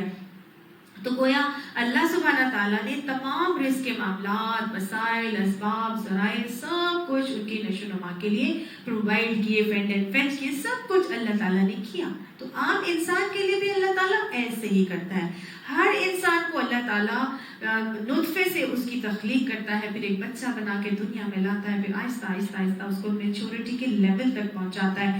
ٹین ایج کا لیول آتا ہے، یہ تو شباب کا لیول ہے، یہ میچورٹی کا لیول نہیں ہوتا. اس میں ابھی لاؤبالی پن ہوتا ہے انسان کے اندر، لیکن پھر آہستہ آہستہ آہستہ وہ 40 ایئرس کی عمر تک پہنچ جاتا ہے. وہ عمر کا حصہ ہے جس میں سب سے زیادہ قوت، طاقت، صلاحیتیں انسان کے اندر عروج پر ہوتی ہیں. مینٹلی، فزیکلی، ایموشنلی، انٹلیکچولی، وہ ہر طرح سے اپنی تمام طاقتوں کے عروج پر ہوتا ہے، کلائمیکس پر ہوتا ہے. اور یہ بہترین زندگی کا دور ہوتا ہے. یہ 30 سے 55 ایئرس کے درمیان میں یہ ہر چیز انسان کی قوتیں، طاقتیں بہترین سپرلیٹو لیول پر ہوتی ہیں. اگر اس وقت بھی انسان اللہ سے نہ جڑا تو پھر سوچ لیجئے کہ اس کا اللہ کی طرف رجوع ہونا، جڑنا بہت ہی مشکل ہو جاتا ہے. اللہ ہمیں اس بہترین دور میں اپنی تمام صلاحیتیں اللہ کے لیے لگانے کی توفیق عطا فرمائے. اللہ ہمیں اپنی پہچان عطا فرمائے، ہمیں اپنی معرفت عطا فرمائے. یاد رکھیے گا انبیاء کو نبوت بھی اسی ٹائم پر ملی. میجورٹی انبیاء کو اللہ تعالیٰ نے 40 سال کی عمر میں نبوت عطا کی تھی. تو ایکچولی یہ وہ وقت ہوتا ہے جب چونکہ انسان اپنی ساری صلاحیتوں کی طرف سے میکسیمم عروج پر ہوتا ہے. تو دنیا کی بھی ساری رانائیاں اور جو خوش نمائیاں اور دل فریبیاں اس کو اپنی طرف کھینچتی ہیں. وہ ایک طرف اپنی طاقتوں کو لگا رہا ہوتا ہے، تو دوسری طرف جو ہے وہ اللہ سے اپنے دامن کو اگر جوڑ کے چلے گا تو پھر تو سونے پہ سہاگا ہے. لیکن عمومی طور پر ریٹائرمنٹ سے پہلے انسان کیا سوچ رہا ہوتا ہے، میں اپنا مال کما لوں، میں اپنے بچوں کا فیوچر سیکیور کر لوں، اور ٹھیک ہے جب یہ ٹائم ختم ہوگا تو بڑھاپے میں اللہ اللہ کر لیں گے، اور بڑھاپے میں حج بھی کر لیں گے، اور بڑھاپے میں سب کچھ کر لیں گے. اللہ تعالیٰ نے فرمایا کہ هو الذی انشأکم، وہ اللہ جس نے تمہیں گرو کیا، تمہیں میچورٹی کے لیول تک پہنچایا. وجعل لکم السمع والابصار والافئدہ، اور تمہیں اللہ نے قوت سماعت دی، قوت بصارت دی، اور الافئدہ تمہیں دل دیے. اچھا، قلب کہتے ہیں دل کو، اور افئدہ بھی دل کو کہتے ہیں. تو یہاں پہ اللہ تعالیٰ نے والقلوب کیوں نہیں کہا کہ تمہیں اللہ نے دل دیے؟ دیکھیے دل یعنی قلب کو دو الفاظ ہیں. قلب وہ دل ہوتا ہے کہ جس میں نا کوئی ایموشن نہیں ہوتا، وہ الٹ پلٹ، قلب کا مطلب کیا ہے؟ الٹ پلٹ ہونے والا، کبھی داؤ تیتر کبھی بٹیر، کبھی ادھر کبھی ادھر. لیکن افئدہ دل کی وہ کیفیت ہے جس کے اندر جذبات شدید ہوتے ہیں. جذبات کیا ہوتے ہیں؟ شدید ہوتے ہیں. تو یعنی اللہ نے فرمایا کہ تمہیں میں نے کیا کیا؟ تمہیں تو میں نے سماعت دی، بصارت دی، تمہیں یہ قوتیں، طاقتیں، صلاحیتیں اس لیے دی تھی کیونکہ تم ان سے اللہ کو شدت سے پہچانو، اور اللہ کو پہچان کے اللہ کی محبت کو اپنے اندر بہت انٹینس اور شدید کر لو. ریگولر ایموشنز اللہ کے لیے مت رکھو، انٹینسلی اللہ کے ساتھ محبت کرو، انٹینسلی انوالو ہو جاؤ اللہ سبحانہ تعالیٰ کے ساتھ. تمہیں یہ معلوم ہو کہ میرے جذبات، میرے خیالات اور میرے احساسات میں ہر وقت اللہ میرے ساتھ ہے. تو آپ کو سمجھ میں آ رہا ہے؟ چاہے خوف ہو، چاہے محبت ہو، چاہے کوئی کام ہو، نفرت ہو، چاہے کوئی عمل ہو عبادت کا، کیا کرنا ہے؟ اللہ کی محبت کو اپنے اندر انٹینسلی فیل کرنا ہے. جب کوئی ڈیڈیکیشن سے کوئی کام کرتا ہے تو وہ فؤاد سے کرتا ہے، قلب سے نہیں کرتا. تو اللہ تعالیٰ نے سمجھایا کہ تم ان طاقتوں سے اللہ کو پہچانو اور پوری شدت سے اسے اپنا محسن تسلیم کر کے پوری محبت اسی سے کرو، اور اس اطاعت بھی اسی کی کرو، اور تقویٰ بھی تم اسی کا رکھو. اللہ نے یہ کام تمہیں اس لیے نہیں دیے تھے کہ جو تمہیں سمجھانے کی کوشش کرے، سنانے کی کوشش کرے، قرآن کی آیات اور دین کی باتیں بتائے تو تم اس کی باتیں سن کر ہی نہ دو، اور جو غلط سلط تمہارے دماغ میں پہلے سے بیٹھی ہیں بس انہی پر لجاج بن کے اڑے رہو. یہ آنکھیں تمہیں اللہ نے اس لیے تو نہیں دی تھی کہ اندھے بن کر دوسروں کی پیروی کرتے رہو اور بالکل جانوروں کی طرح زندگی گزارو، کھاؤ پیو، اور بس تمہاری زندگی کا مقصد ہی کوئی نہ ہو، بس دنیا کی کب کے اندر جو ہے وہ مگن رہو. اللہ تعالیٰ نے اس لیے نہیں دی تھی کہ تم بلکہ اس لیے دی تھی کہ تم انہی آنکھوں سے زمین، آسمان، فلک میں جو اللہ کی نشانیاں پھیلی ہیں، تمہاری اپنی ذات میں پھیلی ہیں، ان سے اللہ کو پہچانو، اور اللہ کی توحید کی جو شہادت دے رہی ہے نا، اور جسے اس کا رسول بھی پیش کر رہا ہے، جو قرآن پاک کے اندر اللہ تعالیٰ نے پورا اپنے نظام کائنات کے حوالے سے بتایا کہ یہ سب خود بخود نہیں چل رہا، یہ عبثا نہیں ہے. اللہ تعالیٰ نے اس کو الا بالحق، اللہ نے حق کے ساتھ پیدا کیا ہے، اللہ اس کو چلا بھی رہا ہے. اللہ نے یہ دماغ تمہیں دیا تھا کہ تم ان دونوں چیزوں کو، اپنی کانوں کو، آنکھوں کو استعمال کر کے اپنے دل میں، یہ دل کی کھڑکیاں ہیں، ان سے اللہ کو پہچانو اور اللہ کے لیے جذبات کو اپنے اندر انٹینس کر لو. یہی چیز مجھے اور آپ کو اپنے بچوں کو سمجھانی ہے. ہم اپنے بچوں کو کیسے سمجھائیں گے جب تک کہ ہمیں خود ہی معلوم نہیں کہ ہم نے یہ کام کرنا ہے؟ ہمیں تو خود ہی معلوم نہیں ہے نا. ہم اپنے بچوں کو کیسے سمجھائیں گے؟ بچے جاتے ہیں باہر، دوسری جگہوں سے سنتے ہیں، کرتے ہیں. اپنے بچوں کو خود ہی دین سکھائیے، سمجھائیے، اس سے پہلے کہ ہمارے بچوں کے ایمان بگڑ جائیں، اس سے پہلے کہ کوئی ہمارے بچوں کے ایمان کو بگاڑ دے. ہم نے اپنے بچوں کو خود ہی سب کچھ بتانا ہے اور اللہ کی پہچان کروانی ہے، اور ان کو کہنا ہے کہ وہ اپنی قوتوں، طاقتوں کو اللہ کے پہچان کے لیے استعمال کریں. اللہ تعالیٰ فرماتے ہیں قلیلا ما تشکرون، تم میں سے کم ہی ہو جو شکر کرتے ہو. اللہ ہمیں شکر گزار بندہ بنا دے، اللہ ہماری اولادوں کو بھی شکر گزار بندہ بنا دے. آج ہم اپنی اولادوں کو بتاتے ہی نہیں کہ انہوں نے وضو کیوں کرنا ہے، انہوں نے نماز کیوں پڑھنی ہے. ہم کس کے سامنے کھڑے ہونے جا رہے ہیں، مسلمان کیا ہوتا ہے، ہم کیا بتاتے ہیں اپنے بچوں کو؟ ہم بتاتے ہیں کہ اللہ ہمارا کتنا بڑا محسن ہے، ہم بتاتے ہیں کہ ہماری زندگی کا کیا مقصد ہے، ہمیں کیوں زندگی میں بھیجا گیا ہے. ہم صرف پڑھائی، گریڈز کی باتیں، جاب کی باتیں تو بہت کرتے ہیں، لیکن ہم دین کی باتیں نہیں کرتے. اپنے بچوں کو بتائیں دین کی صحیح اپروچ دینا، یہ میرا اور آپ کا کام ہے. ہم اتنی پلاننگ کرتے ہیں دنیا کے کاموں کی، دنیا میں گھومنے پھرنے، آنے جانے کی، اپنے اولادوں کو پڑھانے کی، لیکن ہماری زندگی میں، ہمارے بچوں کی زندگی میں دین کہاں ہے، کتنا ہے؟ کیا اس کی کوئی ہمیں فکر ہے کہ ہمارے بچے دین کے اندر کتنا جو ہے وہ آگے بڑھ رہے ہیں، ان کو دین کتنا آ رہا ہے؟ دنیا کی ساری چیزیں یہیں رہ جائیں گی، صرف وہی ہے جو لے کر انہوں نے جانا ہے. موت کی ہوا چلے گی اور سب ختم ہو جائے گا. پھر معلوم ہوگا کہ ہم نے تو قبر کے سوالات کی تیاری نہ خود کی نہ اپنے بچوں کو کروائی. اللہ کا یہ شکوہ غلط نہیں ہے. قلیلا ما تشکرون، کمی ہو تم جو شکر کرتے ہو. اللہ ہمیں ان نعمتوں کی صحیح شکر گزاری کرنے کے طریقے سکھائے، ان پر عمل کرنے کی توفیق عطا فرمائے. قل، ان سے کہہ دو، هو الذی ذرأکم فی الارض والیہ تحشرون، وہی تو ہے وہ جس نے تمہیں زمین میں پھیلایا اور اسی کی طرف تم جمع کیے جاؤ گے. اللہ سبحانہ تعالیٰ نے مجھے آپ کو سب کو کیا کیا؟ خلقکم من تراب. سب سے پہلے اللہ نے ہمیں تراب مٹی سے بنایا, پھر خلقکم من نطفۃ, اللہ نے نطفے سے تخلیق کیا, پھر اس کے بعد خلقکم من نفس واحدہ, ایک نفس سے بنانے کے بعد وخلق منہما زوجہا, اس میں سے اللہ تعالیٰ نے تمہارا زوج بنایا. وبث منہما رجالا کثیرا ونساء, پھر دنیا کے اندر اللہ تعالیٰ نے کثیر تعداد میں عورتوں اور مردوں کو پھیلا دیا. کیوں پھیلایا تھا اللہ نے ہمیں؟ کیوں پھیلایا؟ لتعارفوا, اللہ تعالیٰ نے اس لیے پھیلایا تاکہ ہم ایک دوسرے کے ساتھ متعارف ہو سکیں.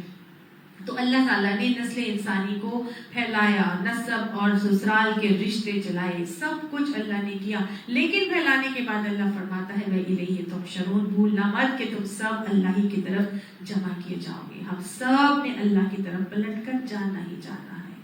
تو آج اس کی طرف جب پلٹ کر جانا ہی ہے تو کیوں نہ اس کی تیاری کر لی جائے. اب مرغی کی ایک ہی ٹانگ, اتنی باتیں, اتنی لاجیکل چیزیں سمجھانے کے بعد لوگ آگے سے کیا کہتے ہیں؟ وَيَقُولُونَ مَتَىٰ هَٰذَا الْوَعْدُ إِن كُنتُمْ صَادِقِينَ, وہ کہتے ہیں یہ وعدہ کب پورا ہوگا قیامت کا؟ اگر تم سچے ہو تو بتاؤ یہ وعدے کب پورے ہوں گے, یہ قیامت کب آئے گی؟ تو ہر دور میں دیکھیں ان لاجیکل کوشچن ضرور اٹھائے جائیں گے. کہا جا رہے ہیں کنتم صادقین, اگر تم سچے ہو تو بتاؤ یہ کب ہوگا پورا, کب وعدہ پورا ہوگا, قیامت کب آئے گی؟ تو آپ صلی اللہ علیہ وسلم سے بھی آ کے جب لوگ پوچھتے تھے نا کہ قیامت کب آئے گی, تو آپ صلی اللہ علیہ وسلم فرماتے تھے کہ کیا تم نے اس کی بہت تیاری کر رکھی ہے؟ یعنی یہ نہ پوچھو کہ قیامت آئے گی کب, اصل چیز یہ ہے کہ تم تیاری کرو, اس قیامت کی تیاری کرو جب اللہ کے حضور کھڑے ہونا ہے اور سب نے جانا ہے اور اسے ملنا ہی ملنا ہے.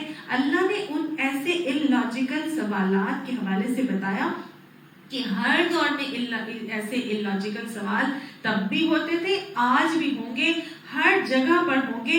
ان کنتم صادقین کے حوالے سے یہ صرف نبی صلی اللہ علیہ وسلم کو نہیں کہا جا رہا, نہیں تو کہا جاتا ان کنتم صادقین, ان کنتم صادقین کہ اگر تو سچا ہے. لیکن یہاں کنتم یعنی تم سارے لوگوں کو کہا جا رہا ہے. گویا صحابہ کرام سے بھی یہ بات کہی گئی کہ صحابہ بھی اس میں شامل ہے نا, کہ ابتدائی دور ہے مکی دور کا, اور ان صحابہ کرام کو بھی سچا کہا جا رہا ہے. گویا وہ اپنے تمام اعمال اور رویوں سے ثابت کر رہے تھے, سچ ہو گئے, سچے بن کر دکھا رہے تھے. ابھی شریعت نہیں اتری تھی, لیکن اللہ کے ساتھ ایسا ان کا تعلق استوار ہو گیا تھا کہ ہر اذیت کو برداشت کرنے کے لیے, ہر تضحیک, ہر استہزاء کو برداشت کرنے کے لیے تیار ہو گئے تھے, اور دین کو کانفیڈنٹلی انہوں نے اون کر لیا تھا. آج ہم نے کتنا کانفیڈنٹلی اون کیا ہے. آج تو ہمیں کوئی ایسی اذیت بھی نہیں دی جاتی جیسے صحابہ کرام کو دی جاتی تھی. صرف تانے دیے جاتے ہیں, ہم سے وہ بھی برداشت نہیں ہوتے. صرف معاشرتی رسوم و رواج کے خلاف کھڑا ہوتا ہے, ہمیں وہ بھی مشکل لگ رہا ہوتا ہے. ہو رہا ہوتا ہے کہ نہیں ہو رہا ہوتا. اللہ ہمیں دین کے حوالے سے سچی گواہیاں دینے کی توفیق عطا فرمائے. حضرت ابراہیم علیہ السلام جو ہے نا, وہ اللہ سے ایسی شدید محبت کرتے تھے کہ ایسی اللہ سے ان کی اٹیچمنٹ تھی کہ ہر چیز سے ٹکرا گئے تھے, ہر چیز کی قربانی دے دی تھی. انہوں نے کوئی کسی قسم کی پرواہ نہیں کی تھی, کوئی پرواہ نہیں کی تھی. اب جب یہ لوگوں نے کہنا شروع کیا کہ جی کب یہ وعدہ ہوگا تو بتاؤ, تو اللہ نے کیا ان کی بات کا جواب دے دیا. اللہ نے فرمایا قل انما العلم عند اللہ وانما انا نذیر مبین, ان سے کہو کہ اس کا علم تو اللہ کے پاس ہے اور میں تو صرف متنبع کرنے والا ہوں, کھلا یعنی کہ میں تو صاف خبردار کرنے والا ہوں. اس قیامت کا علم تو اللہ کے پاس ہے. اللہ نے یہ بات بتا دی اس حوالے سے کہ ہر فضول بات کا جواب دینا ضروری نہیں ہوتا. ہمارا دین میں ہر بات کا جواب دینا ضروری نہیں ہے. ہمارا دین ایمان بالغیب کے اوپر بہت زیادہ بیسڈ کرتا ہے. پہلے بھی میں نے آپ کو بتایا تھا کہ ہمارے دین کے اندر انٹینس معاملات ہیں, انٹینس اٹیچمنٹ, افعیدہ کا معاملہ ہے. نہ بھی سمجھ میں آئے تو مان کے چلنا ہے, عمل کر کے چلنا ہے, یہی تو انٹینس اٹیچمنٹ ہے. شریعت کے ہر حکم پر ہم لاجک نہیں دے سکتے. ہم نہیں بتا سکتے کہ مردوں کو حیض کیوں نہیں آتا. ہم نہیں بتا سکتے کہ اگر عورتوں کو حیض آتا ہے تو وہ اس حیض کے دنوں میں وہ ناپاک کیوں کنسیڈر کی جاتی ہیں. ہمیں ہر چیز کا لاجک, ہمیں ہر چیز کا دلیل نہیں دی گئی. قرآن میں کتنی ایسی باتیں ہیں, آیات متشابہات ہیں. حروف مقطعات کو دیکھ لیجئے, الف لام میم, الف لام را, الف لام میم را ہا میم، کتنے سارے حروف مقطعات ہیں.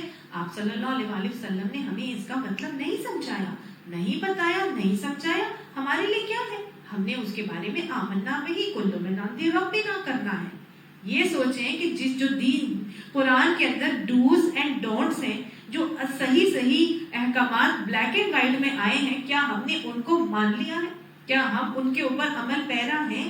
نئی نئی باتوں کے حوالے سے دلیلیں مانگتے ہیں اور حجتیں جو ہے وہ گھڑتے ہیں، اور خواہ مخواہ میں جو ہے وہ نہ کرنے کے رویے کے حوالے سے مختلف گھڑ کے چیزیں لے کر آتے ہیں. یہ ان لوگوں کے رویے ہیں جو دین کے اندر فضول متشابہات کے پیچھے پڑتے ہیں، اور اس کے اندر فی قلوبہم زیغ، ان کے دلوں میں تو ٹیڑھ ہے، اسی وجہ سے وہ متشابہات کے پیچھے پڑ کر اور مختلف ٹیڑھ کے رویے اختیار کرتے ہیں. یہ ان کے طریقے ہیں. یہ اللہ نے کہہ دیا.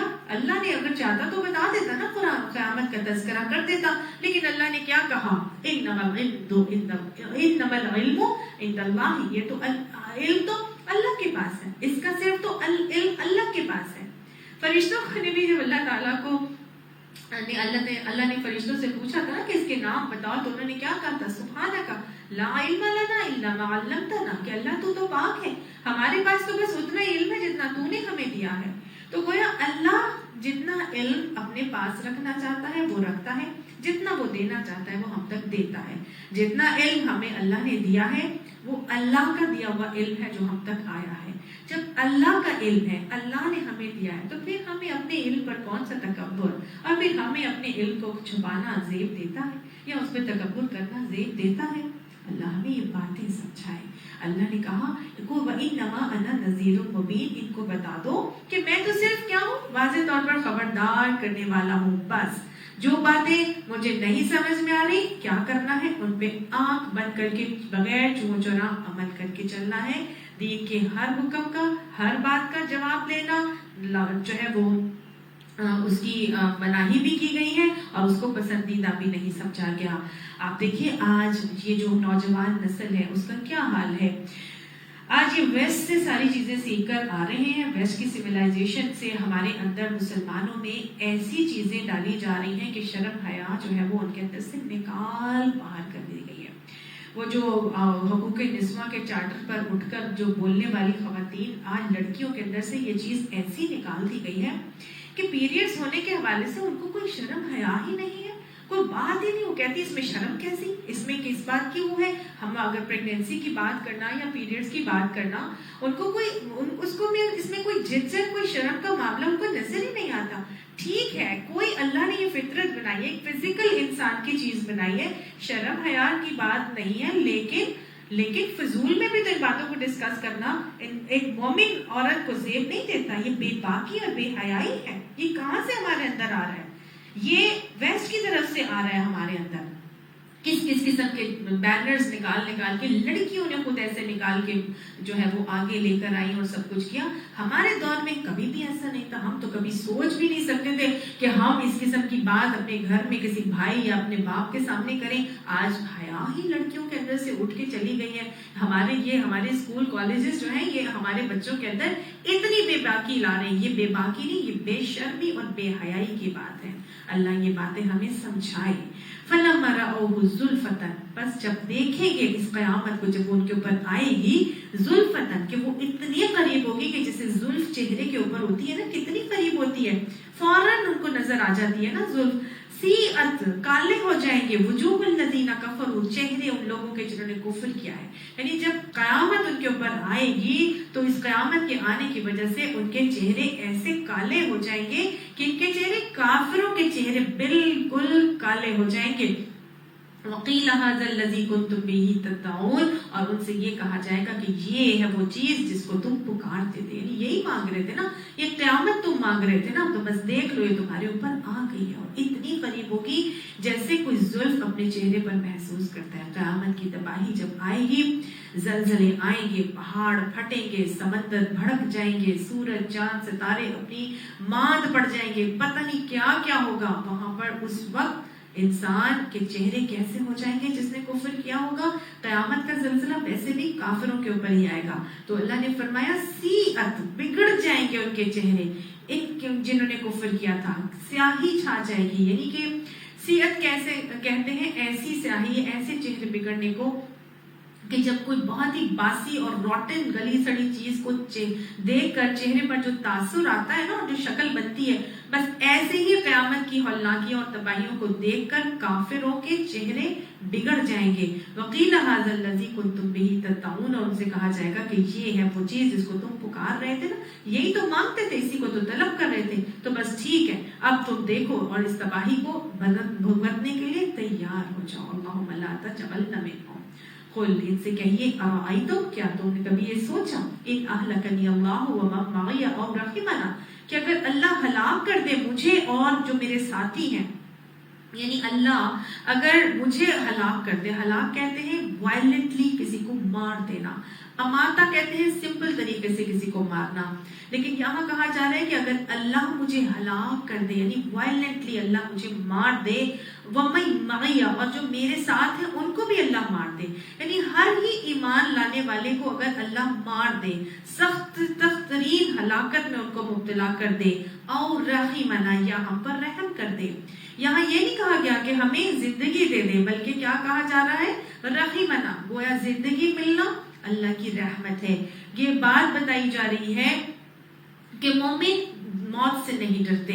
मोमिन कहा जा रहा है कि तुम ये कह दो कि नबी सल्लल्लाहु अलैहि वसल्लम को कहा जा रहा है कि कुरैश मक्का को ये बात कह दो कि जो नबी सल्लल्लाहु अलैहि वसल्लम के कत्ल की प्लानिंग कर रहे हैं या उनके साथ उनके इस्तेज़ा का मामला कर रहे हैं, सहाबा कराम को भी खत्म करने की दर पे हैं, तो उनको भी हलाक करना चाहते हैं, तो गोया अगर अल्लाह ही हमको हलाक कर दे और मेरे साथियों को भी हलाक कर दे, तो हम तो अपनी मौत से नहीं डरते, और अगर अल्लाह हमें जिंदगी देना चाहे, हम पर रहम कर दे, तो हम उससे भी नहीं डरते। यानी मोमिन काफिर बेसिकली डरता नहीं है, मौत से नहीं डरता है, काफिरों से नहीं डरता, बल्कि किससे डरता है, अल्लाह से डरता है। और ये भी बताया जा रहा है कि जिंदगी रहीमना कहकर कि जिंदगी अल्लाह की रहमत होती है। कभी भी इंसान को अपनी जिंदगी के बारे में कंप्लेनिंग एटीट्यूड नहीं करना चाहिए, शिकायती रवैया नहीं इख्तियार करना चाहिए कि फलां अच्छा नहीं है, मुझे शौहर अच्छा नहीं मिला, मेरी सास अच्छी नहीं है, मेरी औलाद अच्छी नहीं निकली, मेरा घर अच्छा नहीं है, मेरा फलां चीज अच्छी नहीं है। मतलब किसी भी चीज में ये तो अल्लाह की रहमत है, ये भला हमारे लिए बुरी कैसे हो सकती है। कह दिया ना कि अगर हमें हलाक कर दे या रहम हम पर कर दे, तो गोया जिंदगी अल्लाह की रहमत है। अगर अल्लाह ने आपको जिंदगी अता फरमाई है, तो अच्छा बंदा वो होगा, मोमिन वो होगा जो अपनी जिंदगी को बाअमल मोमिन बन के गुजारे। बाअमल मोमिन बन के जितनी भी जिंदगी गुजारी जाएगी, ये अल्लाह की मजीद रहमत है। सहाबा कराम ने बड़ी बड़ी लंबी जिंदगियां पाई और बड़ी बाअमल जिंदगियां उन्होंने गुजारी थी। अल्लाह हमारी भी जिंदगी को बाअमल मोमिन की जिंदगी बना दे। वो अलैहि तवक्कलना, और उसी पर हम तवक्कुल करते हैं। तो मोमिन क्या करता है, वो तो अल्लाह ही से डरता है और अल्लाह ही के ऊपर तवक्कुल करता है, वो किसी से के ऊपर भी तवक्कुल नहीं करता। कोई ये बताया जा रहा है कि रहमान की जो रहमत है और मोहब्बत है वो किसके ऊपर होती है, वो तो मोमिन के ऊपर होती है और मोमिन ही के साथ रहती है। तो जो बातें करते हैं उनको करने दो, उनको जो हकीकत से इनकारी हैं, जो क़यामत की हकीकत से इनकारी हैं, तो बताया जा रहा है फसतअलमून मन हुवा फी ज़लालिन मुबीन, बस करीब तुम जान लोगे कि कौन खुली गुमराही में था। तो गोया अगर मौत की हकीकत को तुम छुपाना चाहते हो और उसके साथ अपनी जिंदगी नाफरमानी में गुजारना चाहते हो, तो क्या तुम्हारे मौत की हकीकत को छुपाने से मौत की हकीकत बदल जाएगी? क्या टीवी को बंद करें तो क्या उसमें न्यूज नहीं चलती? न्यूज तो वैसे ही बरकरार होती है और उसी तरह ही रहती हैं।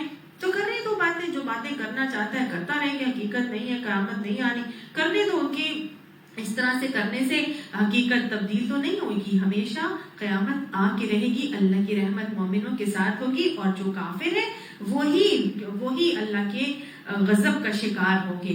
फसतअलमून मन हुवा फी ज़लालिन मुबीन, तो करीब जान लोगे कि खुली गुमराही में कौन है।